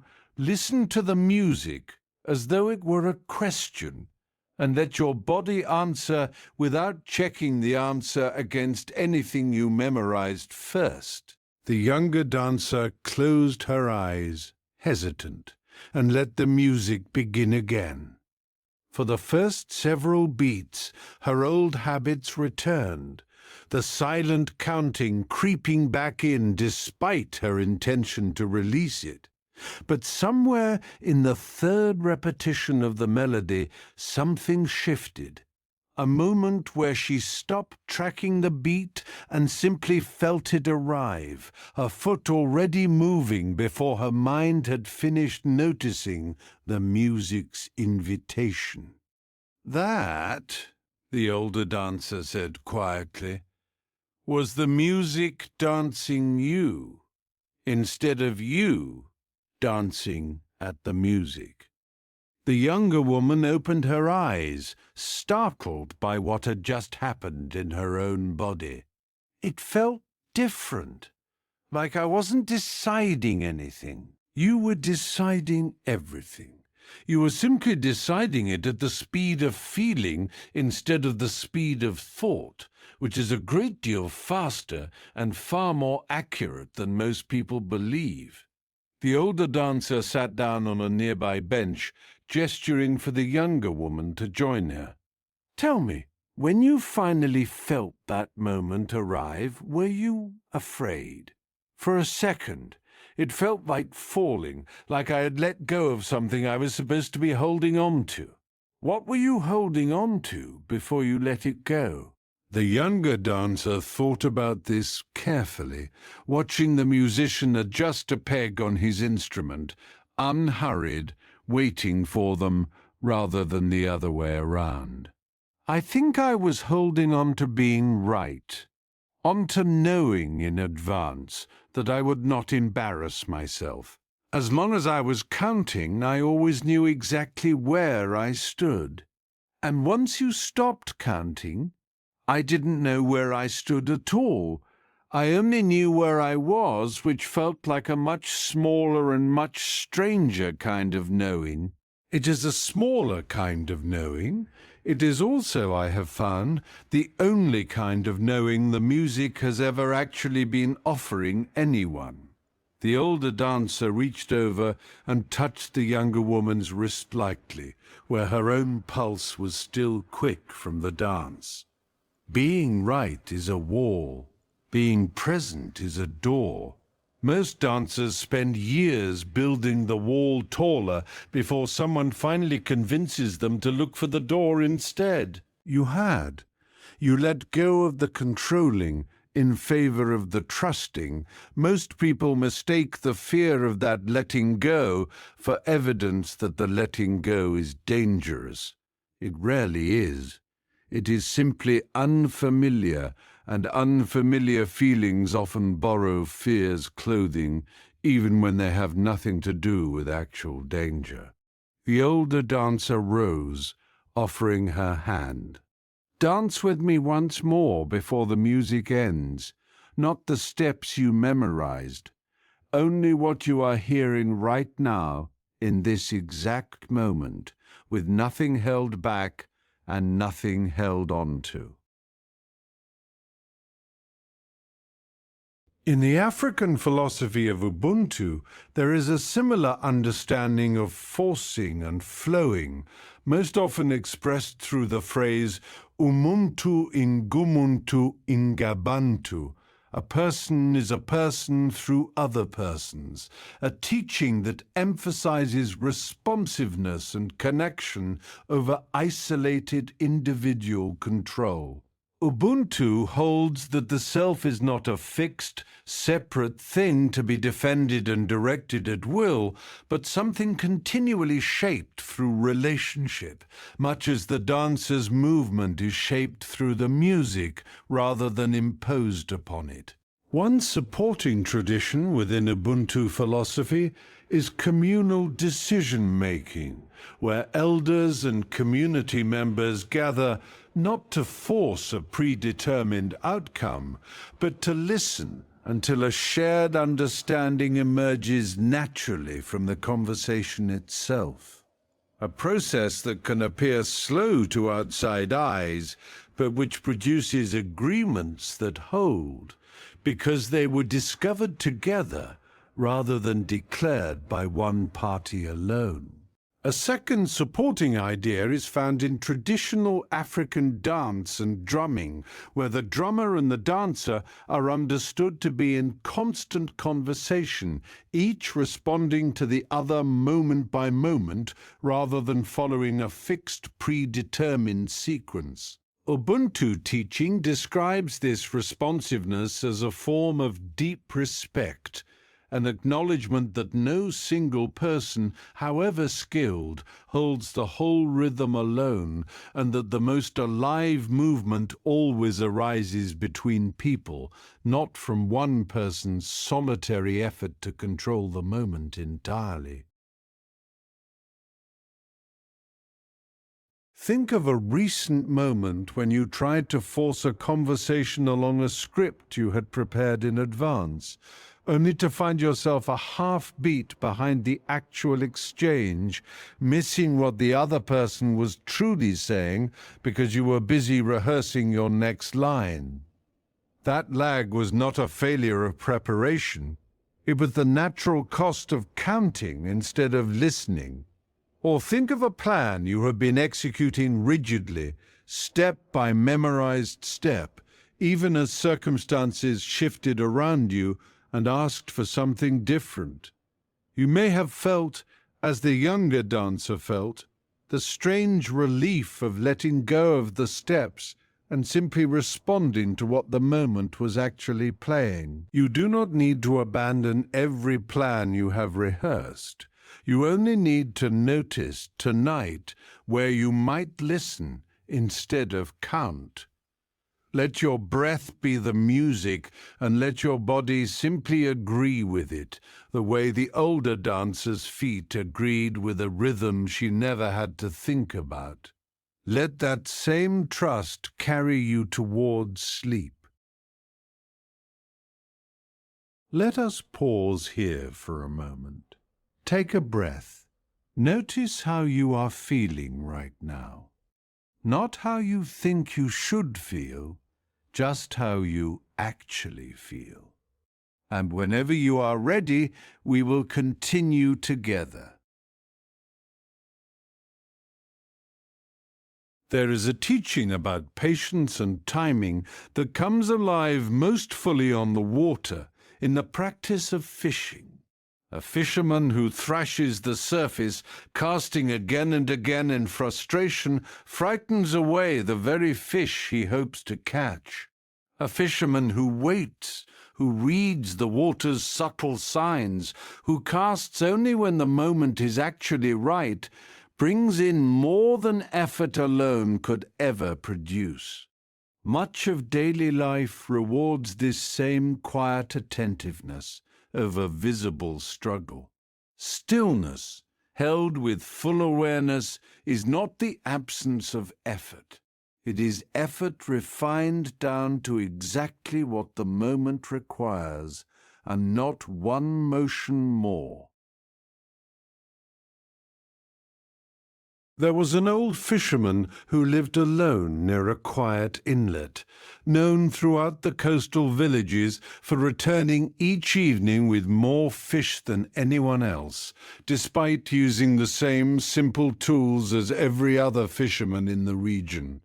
A young man, recently married and anxious to provide well for his new family, came to ask if he might learn the old man's methods, certain there must be some secret technique he had never been taught. They went out together before dawn, the boat moving silently across water still dark with the last of the night. The young man, eager to begin, cast his line almost immediately upon reaching the inlet's deeper water, and again a few minutes later when nothing struck, and again shortly after that, growing visibly frustrated. "Nothing is biting," he said. "Perhaps we should move to another part of the inlet." The old fisherman had not yet cast his own line at all. He sat quietly at the stern, watching the water's surface with an attention the young man found almost unsettling in its stillness. "You'll have cast 3 times in 10 minutes, the old man said. "Tell me what you noticed about the water each time, before you cast." The young man hesitated. "I don't know. I noticed that no fish were biting, so I tried a new spot." "That is what you noticed about your own impatience. I asked what you noticed about the water," The old man gestured toward the surface ahead of them, where a faint ripple moved against the otherwise still current. "What's there? Tell me what that ripple means." The young man watched, uncertain. "I don't know what it means. It looks like nothing. Wind, maybe." "It is not wind.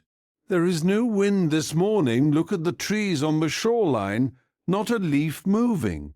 The old man's voice remained calm, without impatience of his own. "That ripple means something is moving just beneath the surface, feeding on something smaller, which means there is a reason for fish to be in this exact spot right now, even though the surface looks empty to an eye that has not yet learned to read it." "Then why haven't you cast?" "Because the fish are not yet close enough to the surface to take a hook well. If I cast now, I frighten them deeper before they finish feeding. If I wait, they will rise further, and the cast I make in 5 minutes will catch what 3 casts right now would only scare away." "How long have you known this particular trick of reading ripples? Did your father teach you?" "My father taught me to fish the way most fathers teach their sons, by handing me a line and telling me to be patient, without ever explaining what patience was actually for. I spent years being patient the way you are being impatient now, simply enduring the wait rather than using it." It was an older fisherman, long after my father had passed, who finally showed me that the waiting itself could be put to use if I learned to watch closely enough while I did it. The young man sat with this, frustrated by the apparent contradiction. "But waiting feels like doing nothing. How is this different from simply being unwilling to work? My wife is waiting at home for fish to feed our table. I cannot tell her I caught nothing because I was busy watching ripples."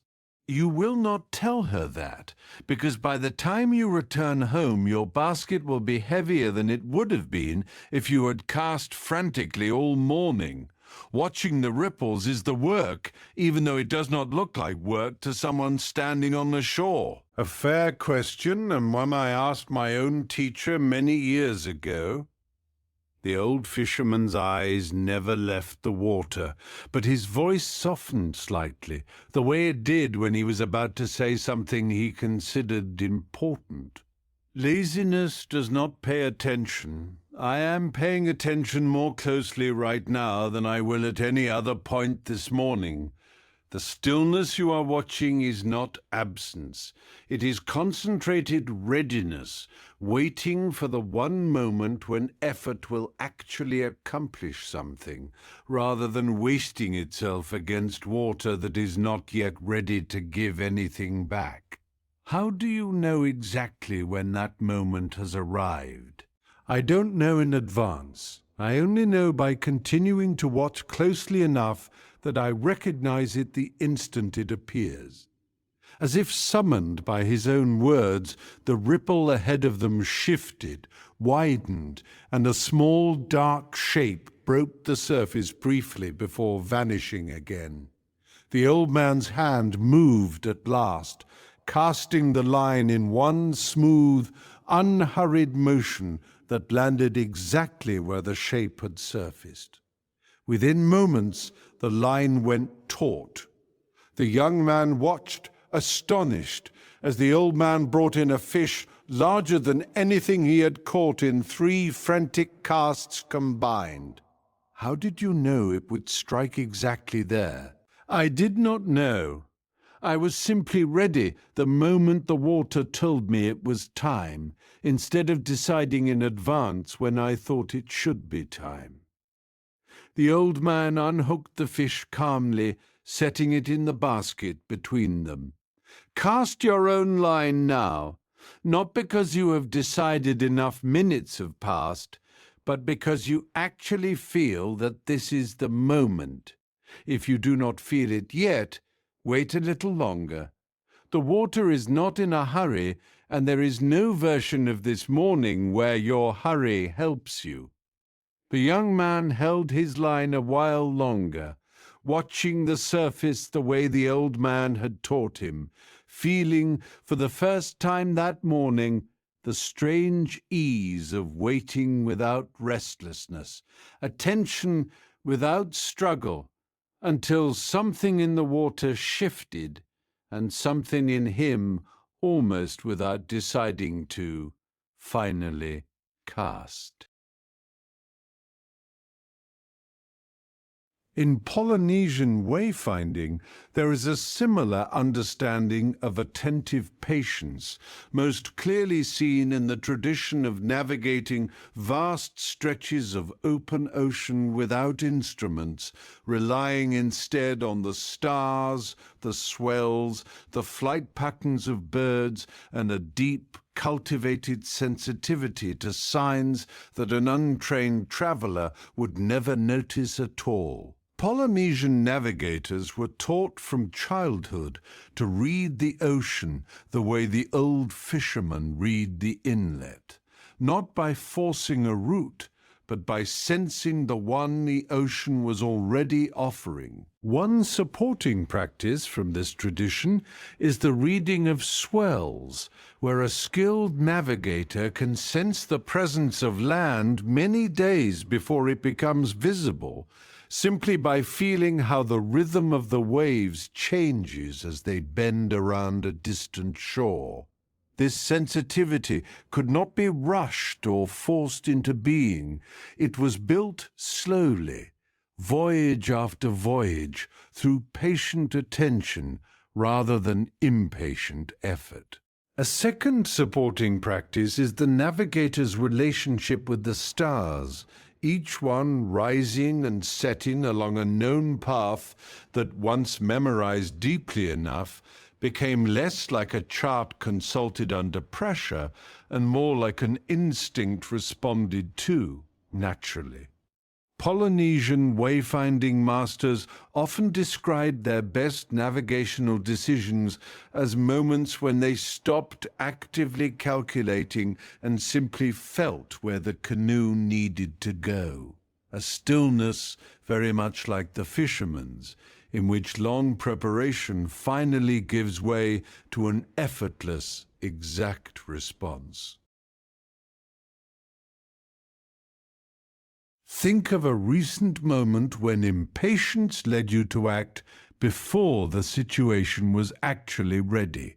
Sending a message before you had calmed down, making a decision before you had gathered enough information, casting your line 3 times into water that was not yet offering anything. Notice how that haste may have cost you more than a few extra minutes of waiting would have. Or think of a plan you have been forcing forward despite quiet signs that the timing was wrong. A conversation you kept trying to start before the other person was ready to receive it. An opportunity you kept chasing before the conditions around it had actually ripened. You may recognize, as the young fisherman came to recognize, the difference between waiting out of fear and waiting out of attention. You do not need to cast anything else tonight. You have done enough today. Let yourself be still now the way the old fisherman was still. Not absent, but fully present, watching nothing in particular and noticing everything, until sleep arrives the way the fish arrived, in its own unhurried and entirely natural time.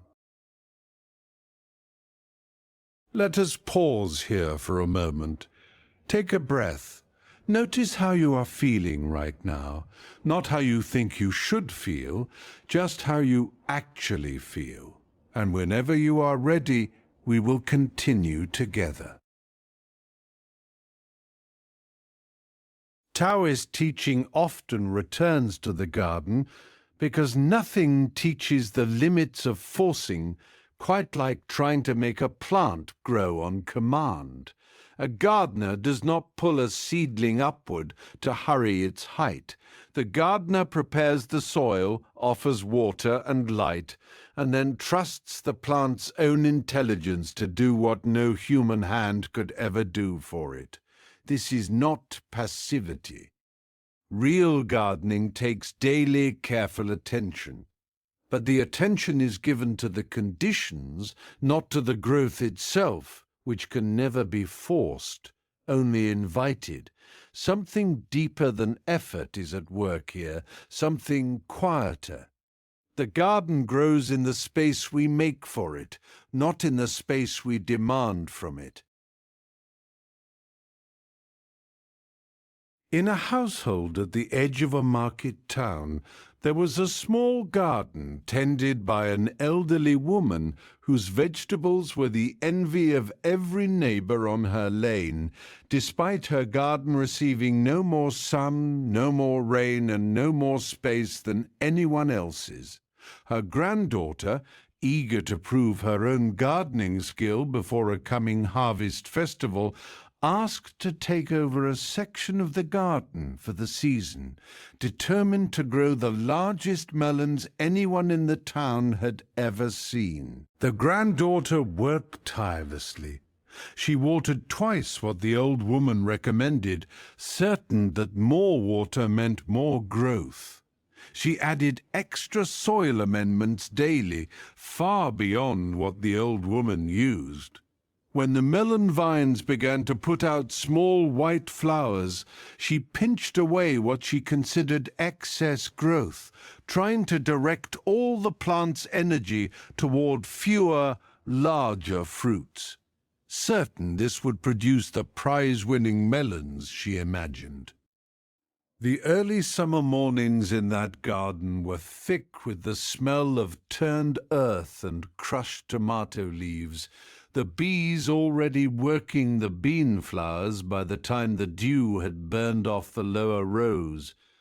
The granddaughter rose before the sun most days, eager to be seen working hard, certain that anyone passing the fence line at that hour would notice her diligence and remark on it later at the well.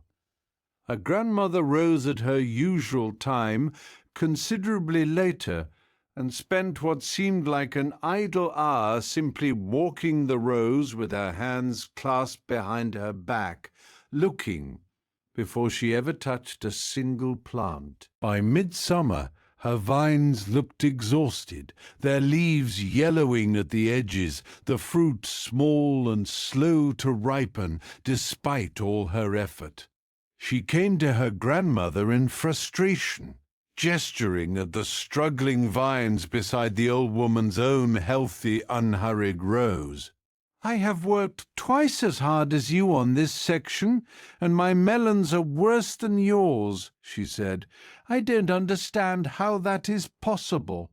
The old woman knelt beside the struggling vines, running her fingers gently through the soil, and did not answer right away. She simply smiled, the smile she always gave before a lesson that could not be rushed, and continued examining the plant in silence for a long moment. "You have watered this soil far past what it can hold," she finally said. "The roots are drowning, not thriving, and you have pinched away leaves the plant needed to feed itself, thinking you were directing its energy when you were actually starving it. But I did all of that because I wanted the melons to grow bigger, faster. Isn't more effort supposed to produce more result? Not always. Sometimes more effort simply produces more interference." The old woman gestured towards her own vines, sprawling generously across their allotted ground, leaves thick and green, fruit swelling slowly but steadily beneath them. "I water mine only when the soil tells me it is thirsty, not on a schedule I decided in advance. I leave the leaves where they grow because the plant knows better than I do which leaves it needs to keep feeding itself. Then what exactly are you doing all day in this garden if you are not actively making the melons grow?" The old woman laughed softly at this, the first real laugh the granddaughter had heard from her in days. "I am doing a great deal. I am watching for insects before they spread. I am pulling weeds that would steal water and light from the roots. I am noticing which parts of the bed dry out fastest and adjusting accordingly. None of that forces growth. All of it removes obstacles to growth, which is a very different kind of work and, frankly, the harder kind to learn, because it asks you to act without controlling the outcome you are acting toward. Did you ever try to grow something the way I am trying now?" The old woman straightened slowly, one hand pressed to the small of her back, and looked out across her own quiet rows as though consulting them before answering. "Once, when I was young and wanted to impress someone with the finest cabbages in the lane, I drowned them exactly as you have drowned your melons. My own grandmother stood where I am standing now and said almost exactly what I am saying to you, and I did not believe her either, not until I had ruined the row myself. That sounds almost like doing less. It looks like doing less from a distance. It does not feel like doing less when you are the one doing it." The old woman straightened, pressing a hand briefly against her own back, the gesture of someone who had knelt in this same soil for more decades than her granddaughter had been alive. There is a particular kind of fatigue that comes from forcing, and a very different kind that comes from attentiveness. Both will tire your body by the end of the day. Only one of them will also tire your spirit, and leave the garden worse off besides.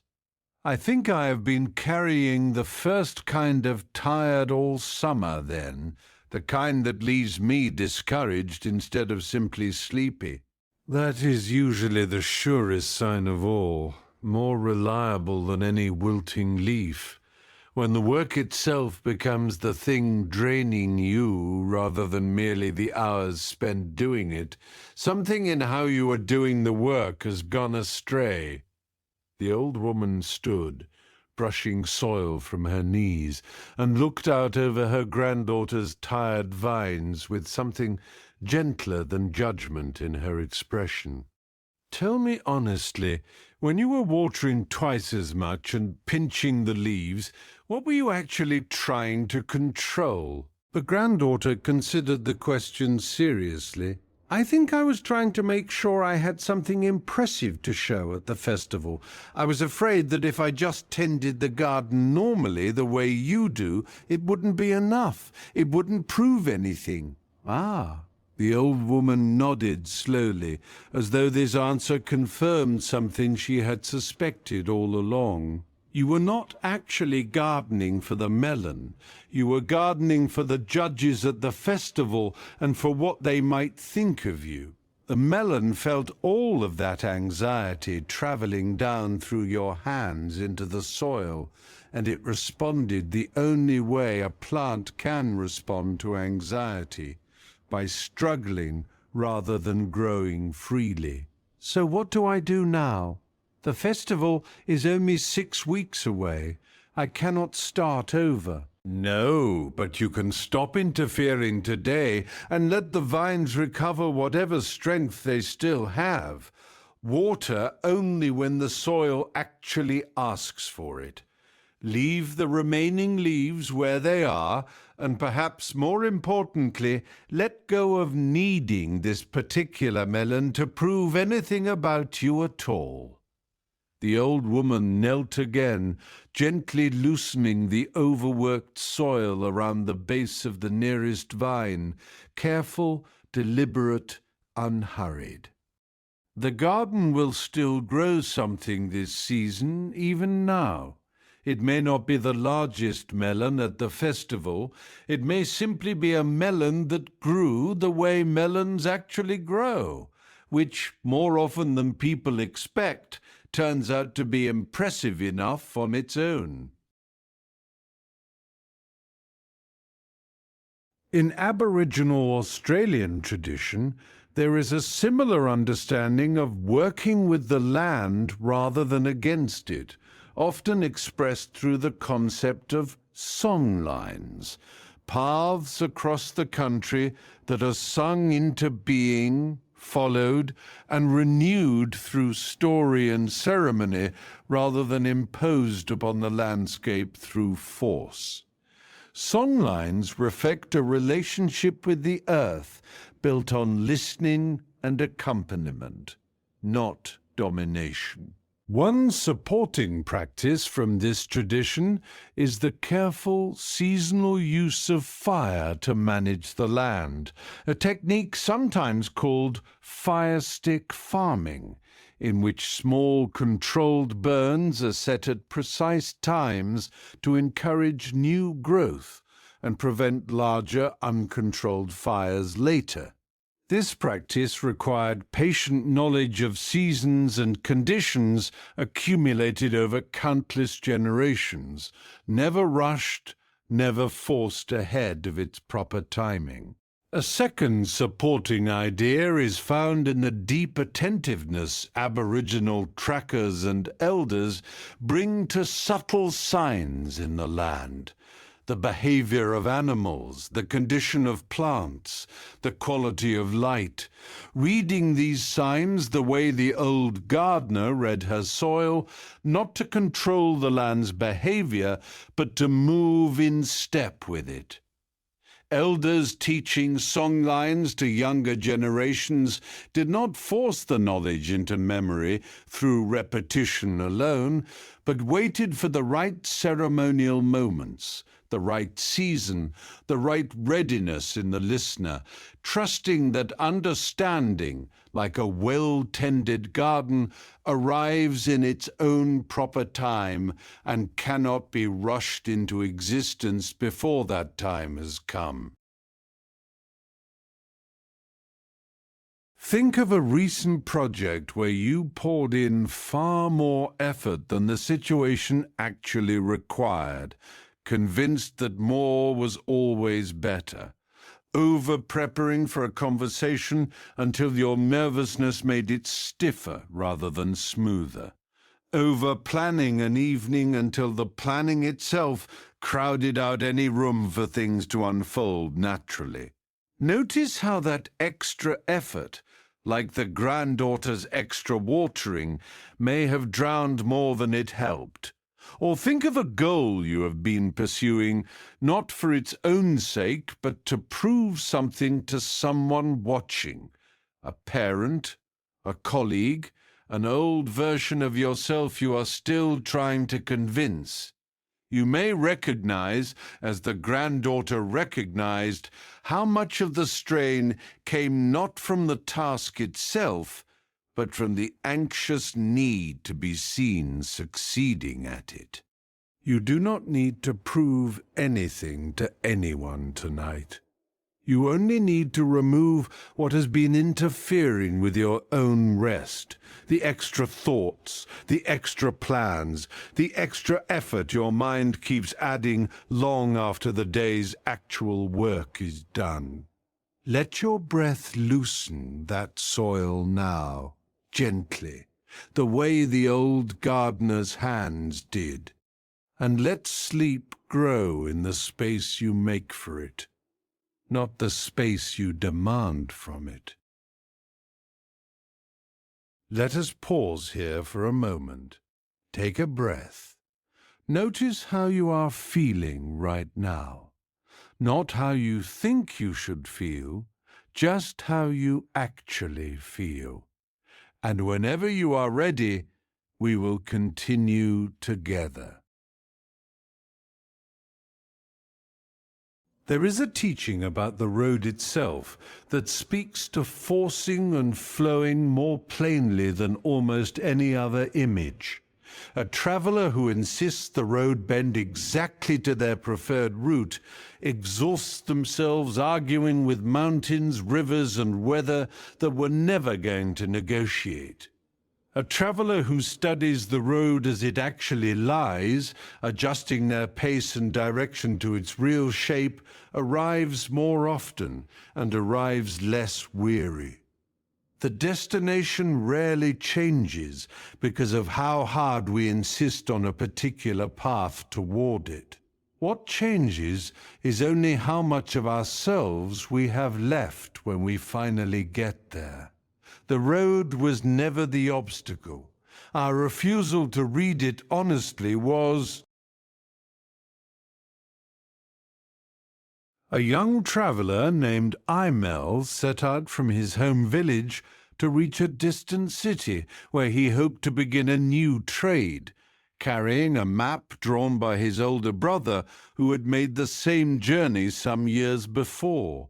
The map showed a route running directly over a mountain pass, the shortest distance between the 2 points, and Imel was determined to follow it exactly, certain that any deviation would cost him time he could not afford to lose.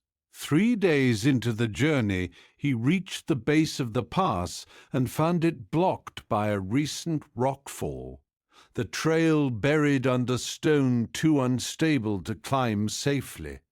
An old guide who lived in a small hut at the base of the mountain, earning his keep by helping travelers navigate the region's shifting paths, came out to greet him and offer water.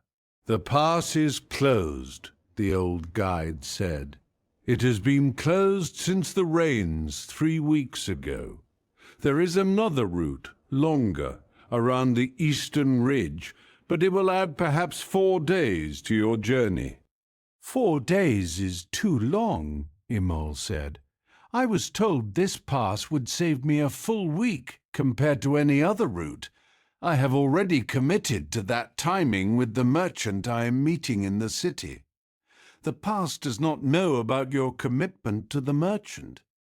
"Then I will clear enough of the rockfall to pass through. It cannot be that much stone."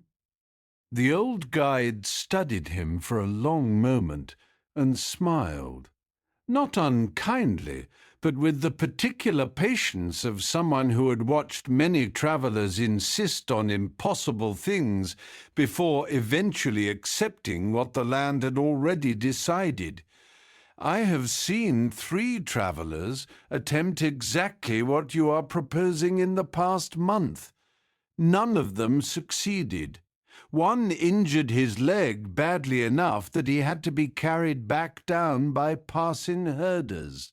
"Then I will be more careful than they were."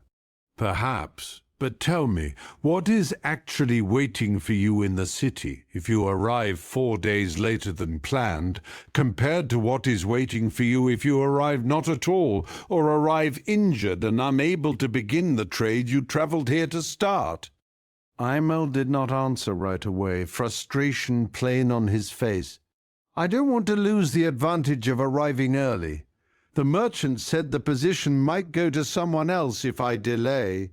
"That fear is reasonable, but notice that you are treating the closed pass as a personal insult, something to be overcome through stubbornness, rather than as simply true information about the road as it currently exists." The old guide gestured toward the rockfall, vast and clearly immovable by any single traveler's hands. "The mountain did not close this pass to inconvenience you specifically. It closed because of rain that fell 3 weeks before you were ever born to this particular journey. Your commitment to the merchant has nothing to do with what the stone has decided." "Then what would you have me do? Simply accept losing the position?" "I would have you notice that you are treating 2 very different fears as though they were the same fear. One fear says the position might go to someone else. The other says that if it does, you will have failed completely, with no path forward of any kind. Only the first fear is actually about the mountain. The second one you brought with you from somewhere else entirely, long before you ever reached this rockfall. Aimo was quiet for a long moment, surprised by how precisely the old guide had named something he had not said aloud. My father lost his trading position once, many years ago, and our family struggled badly for 2 winters afterward. I suppose I've been carrying his fear on this road as much as my own. Then perhaps it is worth asking which fear belongs to this actual mountain in front of you today, and which fear belongs to a winter that already happened, to a man who is not you, on a road you are not currently walking. I would have you ask whether the eastern route, 4 days longer, still gets you to the city in time to plead your case to the merchant honestly, perhaps later than you hoped, but very much alive and very much able to work. The old guide picked up a stick and began sketching the alternate route in the dirt between them. I have walked this eastern path more times than I can count. It is longer, yes. It is also gentler. Better water along the way, friendlier villages willing to offer a traveller shelter, far less risk to your legs and your life than the pass you are currently determined to fight your way through. Imel looked at the rough map in the dirt, then back at the blocked pass, weighing the 4 lost days against everything the old guide had just described. I had built my whole plan around the shorter route. Taking the longer one feels like admitting failure before I have even reached the city. It is not failure to read the road as it actually is, rather than as you wish it were when you first drew your plan at home, far from any of this stone. The old guide stood, brushing the dirt from his hands. The map your brother gave you was true when he walked it. The mountain has changed since then. A wise traveller updates the map to match the mountain. Only a foolish one tries to force the mountain back into matching an old map. And if I had insisted and tried to climb through the rockfall anyway, despite everything you have just told me, then I would have wished you well, and likely seen you again within the week, limping back down to this hut the way the herders carried that other traveller last month, no closer to the city than you are standing right now, only considerably worse for the attempt. The old guide said this without unkindness, simply as a fact he had witnessed often enough to state plainly, I do not stop travellers from choosing the pass. I only make certain they choose it with open eyes, rather than out of stubbornness mistaken for courage. Imel set out the next morning along the eastern ridge, the rockfall and its stubborn shortcut left behind him, the longer road unfolding ahead exactly as the old guide had described. Slower, yes, but passable, and quietly, almost without his noticing at first, far less exhausting than 4 more days of arguing with a mountain that had never once asked for his opinion. In Mayan cosmology, there is a similar understanding of moving in accordance with a larger order rather than against it, often expressed through the sacred calendar systems that guided agricultural, ceremonial, and personal decisions according to natural cycles understood to be far greater than any individual's preference. The Maya held that certain days carried particular energies, and that wisdom meant aligning one's actions with those energies rather than insisting on one's own preferred timing, regardless of the day's nature. One supporting idea from this tradition is the concept of kin, meaning both day and sun, reflecting the belief that time itself was alive, cyclical, and worthy of careful attention rather than careless forcing. Important undertakings, planting, marriage, long journeys, were traditionally begun on days considered favorable for that particular kind of beginning, a practice rooted in patient observation rather than impatient convenience. A second supporting idea is found in Mayan creation stories, which often describe the gods themselves needing multiple attempts to create beings capable of proper relationship with the world. Each failed attempt accepted and released rather than forced into continuation past its natural ending. This willingness to let an unworkable path end and begin again along a different one mirrors Immel's Eastern Road, not a defeat, but a continuation of the same underlying journey, simply reshaped to match the world as it actually was, rather than as the original plan had assumed it would remain forever.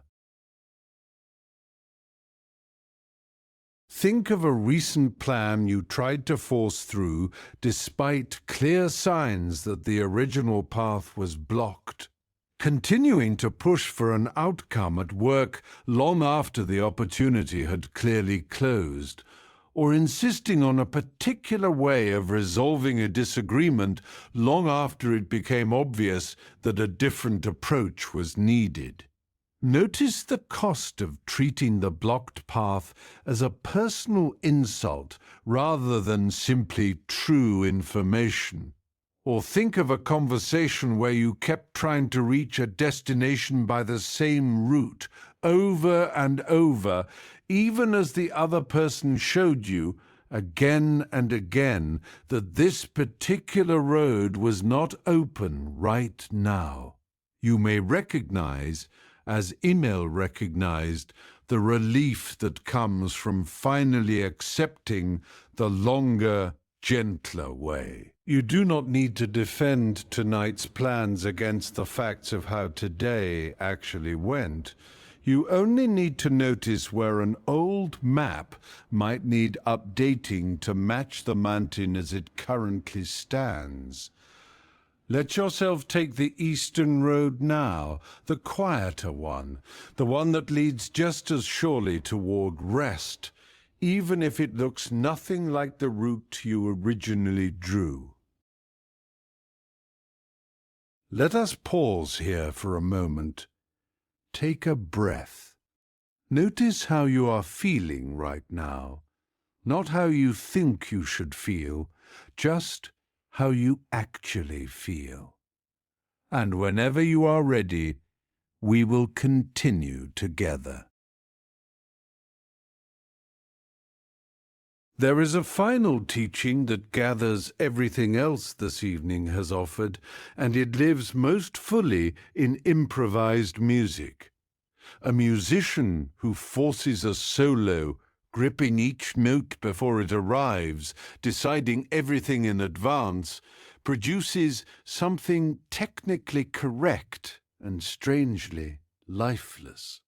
A musician who listens to the other players, who lets each note suggest the next one rather than commanding it, produces something that breathes, that surprises even the one playing it. Improvisation is not the absence of structure.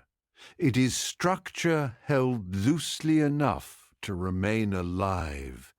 Not forcing, but flowing. This has been the question beneath every chapter tonight. And a musician, more than anyone, knows that the most beautiful music was never entirely planned.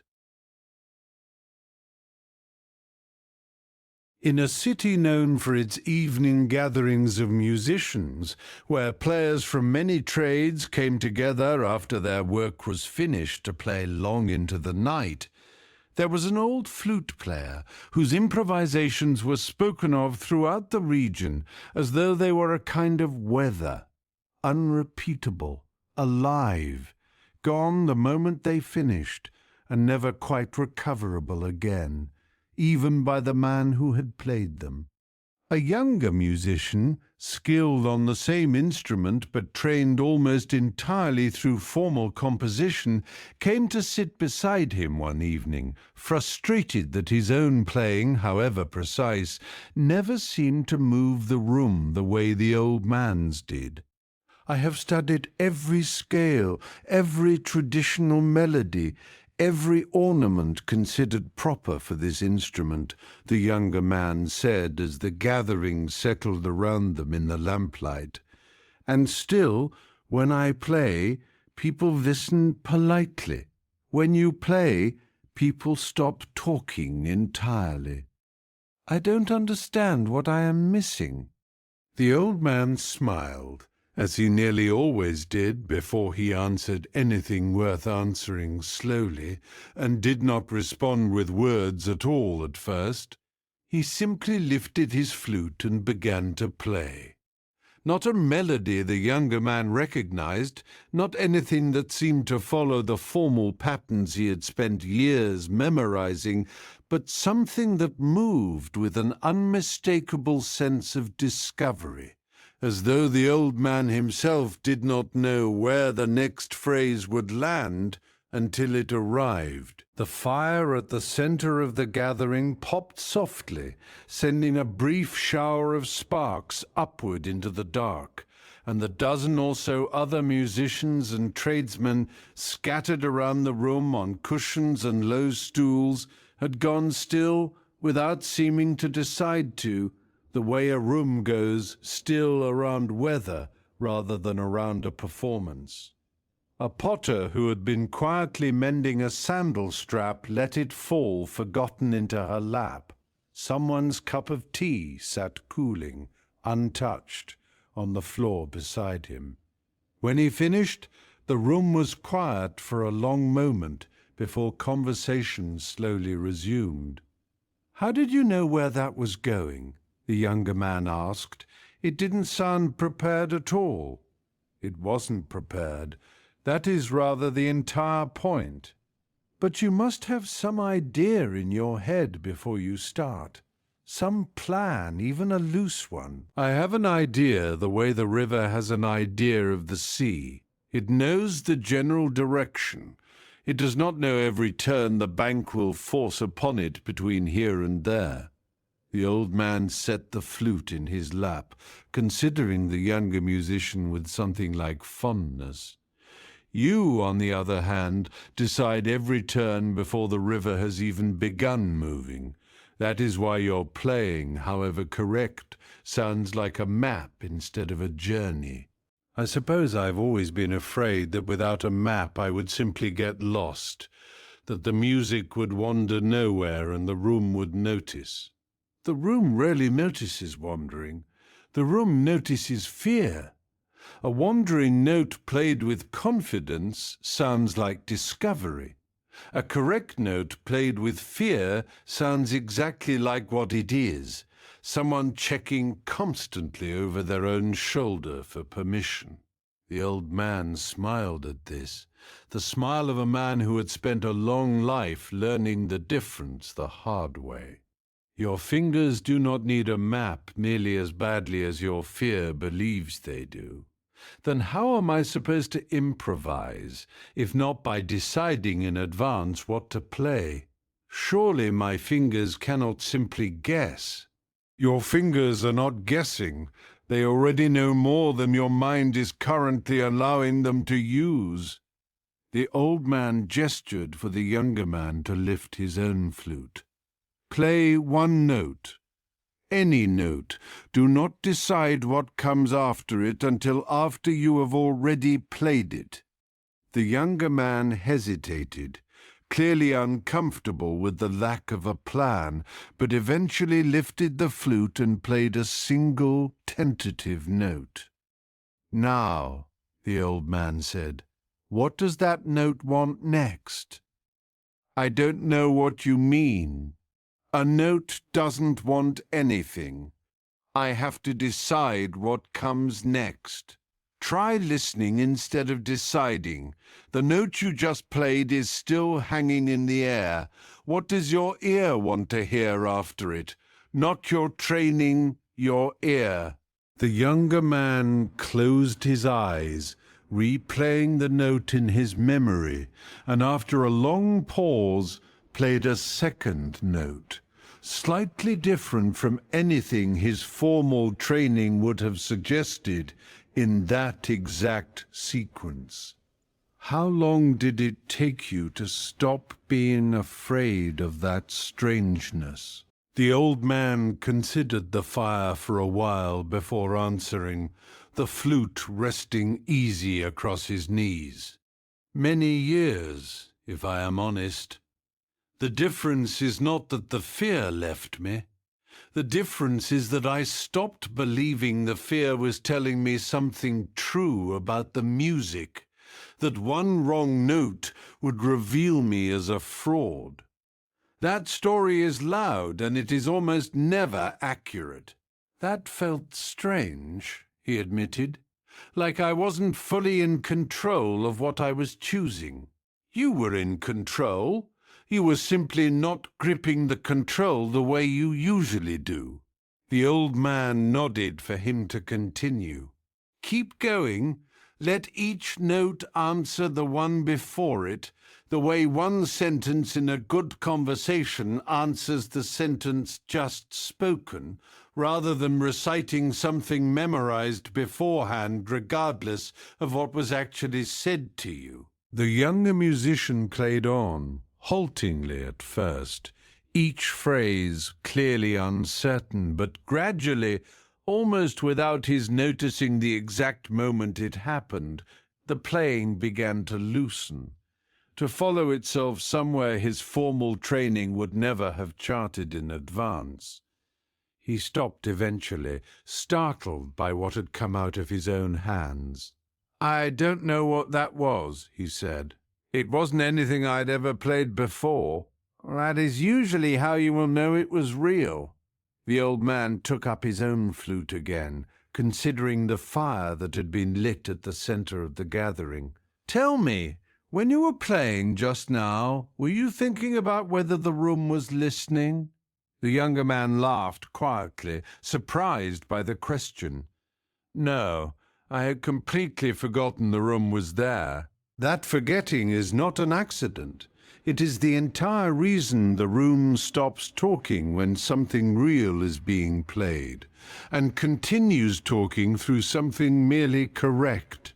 People can feel the difference between a musician performing a plan and a musician actually present with the sound as it unfolds, even if they could never explain in words exactly what they are sensing."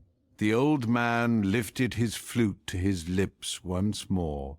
"Play with me now. Do not follow me. Listen and answer." They played together long into the night, two flutes moving in a conversation neither of them had planned and neither could have planned, each phrase answering the one before it, the music arriving the way water arrives at the sea, not forced toward any fixed destination, but flowing, unmistakably, somewhere real. In Norse mythology, there is a similar understanding of forcing and flowing, often expressed through the image of the world tree, Yggdrasil, whose roots and branches connect all realms in a vast living web that no single god, however powerful, could fully command or control.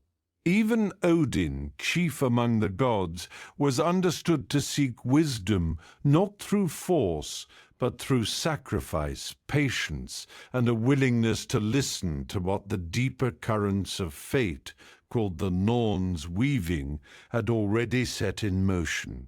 One supporting idea from this tradition is the image of the Norns themselves, three beings who wove the threads of fate at the base of the world tree, not as distant controllers dictating every outcome, but as weavers responding to threads already given to them by the actions and choices of gods and mortals alike. A partnership between will and unfolding, rather than the will alone dictating everything. A second supporting idea is found in the Norse concept of weird, a term for fate that did not mean a rigid, unchangeable script, but rather a kind of accumulating momentum, shaped continuously by each choice and action, much like the old flute player's improvisation, shaped note by note rather than fixed in advance.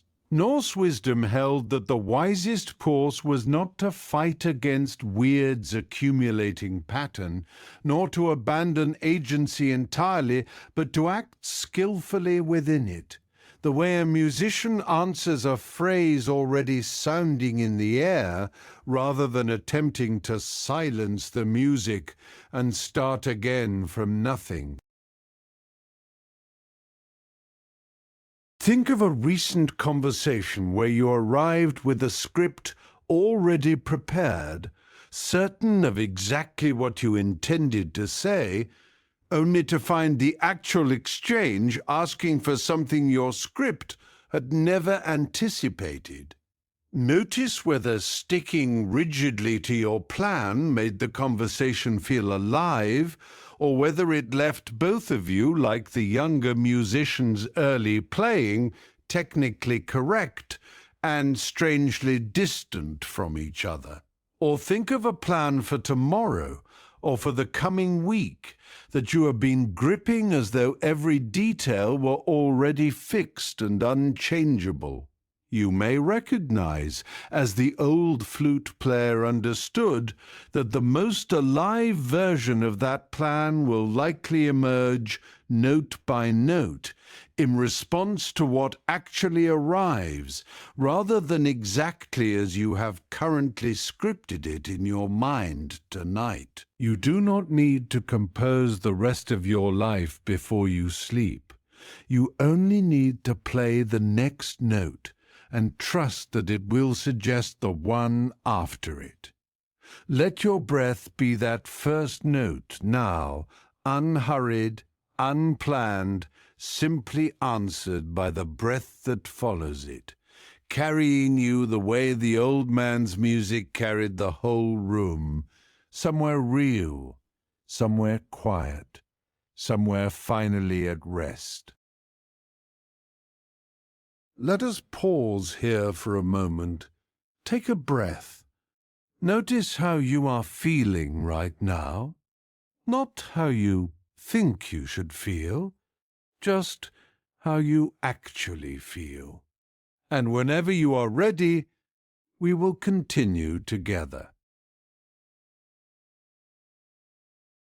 Tonight we began with the quiet daily contrast between forcing our way through life and learning to flow with it. And over these 13 chapters, we let that question open slowly from many different sides. We sat with the river that found its way around the rock without ever striking it, the sailor who learned to set his sail to the wind that was actually blowing rather than the one he wished for, the potter whose lightest touch let the bowl rise on its own, the farmer who planted only as much as the day was truly ready to receive, the rider who let go of the reins and found the mare walking willingly beside her. We watched the carpenter's apprentice discover the grain beneath his fingertips, the merchant who won something better than the price she first demanded, the mother who learned the difference between a guiding hand and a gripping one, the dancer who let the music move through her rather than counting her way behind it.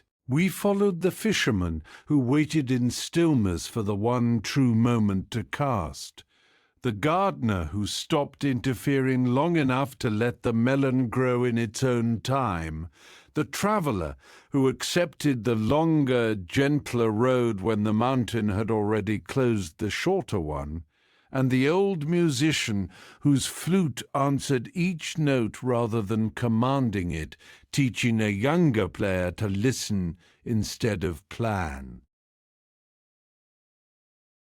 You are not the deadline you set for yourself this morning. You are not the argument you almost had today, or the one you are still replaying in your mind. You are not the plan that didn't unfold the way you wanted, or the role you feel you must perform for everyone who is watching, or the version of yourself that believes rest must be earned through enough struggle first. You are something quieter than all of that. You are the awareness noticing these words right now. You are the stillness underneath the noise of the day, the same stillness that was here before the day began and will still be here long after it ends. You are the breath moving in and out, asking nothing of you except to continue, the way it always has, the way it always will. This has been the thread running beneath every chapter tonight, that forcing and flowing are not abstract ideas to admire from a distance, but small, repeated choices offered to you again and again throughout an ordinary day. Every decision, every conversation, every plan carries this same quiet fork within it. Grip tighter or loosen your hold. Insist on the outcome or trust the unfolding. Neither choice announces itself loudly. Both are usually available to you in the space of a single breath. This is not a teaching you master once and carry forward perfectly from that day onward. It is a teaching you return to tomorrow and the day after, and very likely many years from now, because forcing is a habit the mind falls back into easily, especially when it is tired, especially when it is afraid, especially in the small, unremarkable moments that never feel important enough to notice at the time. That is not a failure on your part. It is simply how this particular practice works. The river does not learn to flow once and stop adjusting around every new rock it meets afterward. It keeps adjusting, gently, for as long as it continues to move at all. So will you. So will all of us. On every night we return here together, you do not need to remember everything you heard tonight. If one moment stayed with you, one phrase, one feeling, let that be enough. Wherever you are right now, you are welcome here, exactly as you are, with whatever you are carrying and whatever you are ready to set down. Sleep well, and thank you for joining us here at the Tao at night.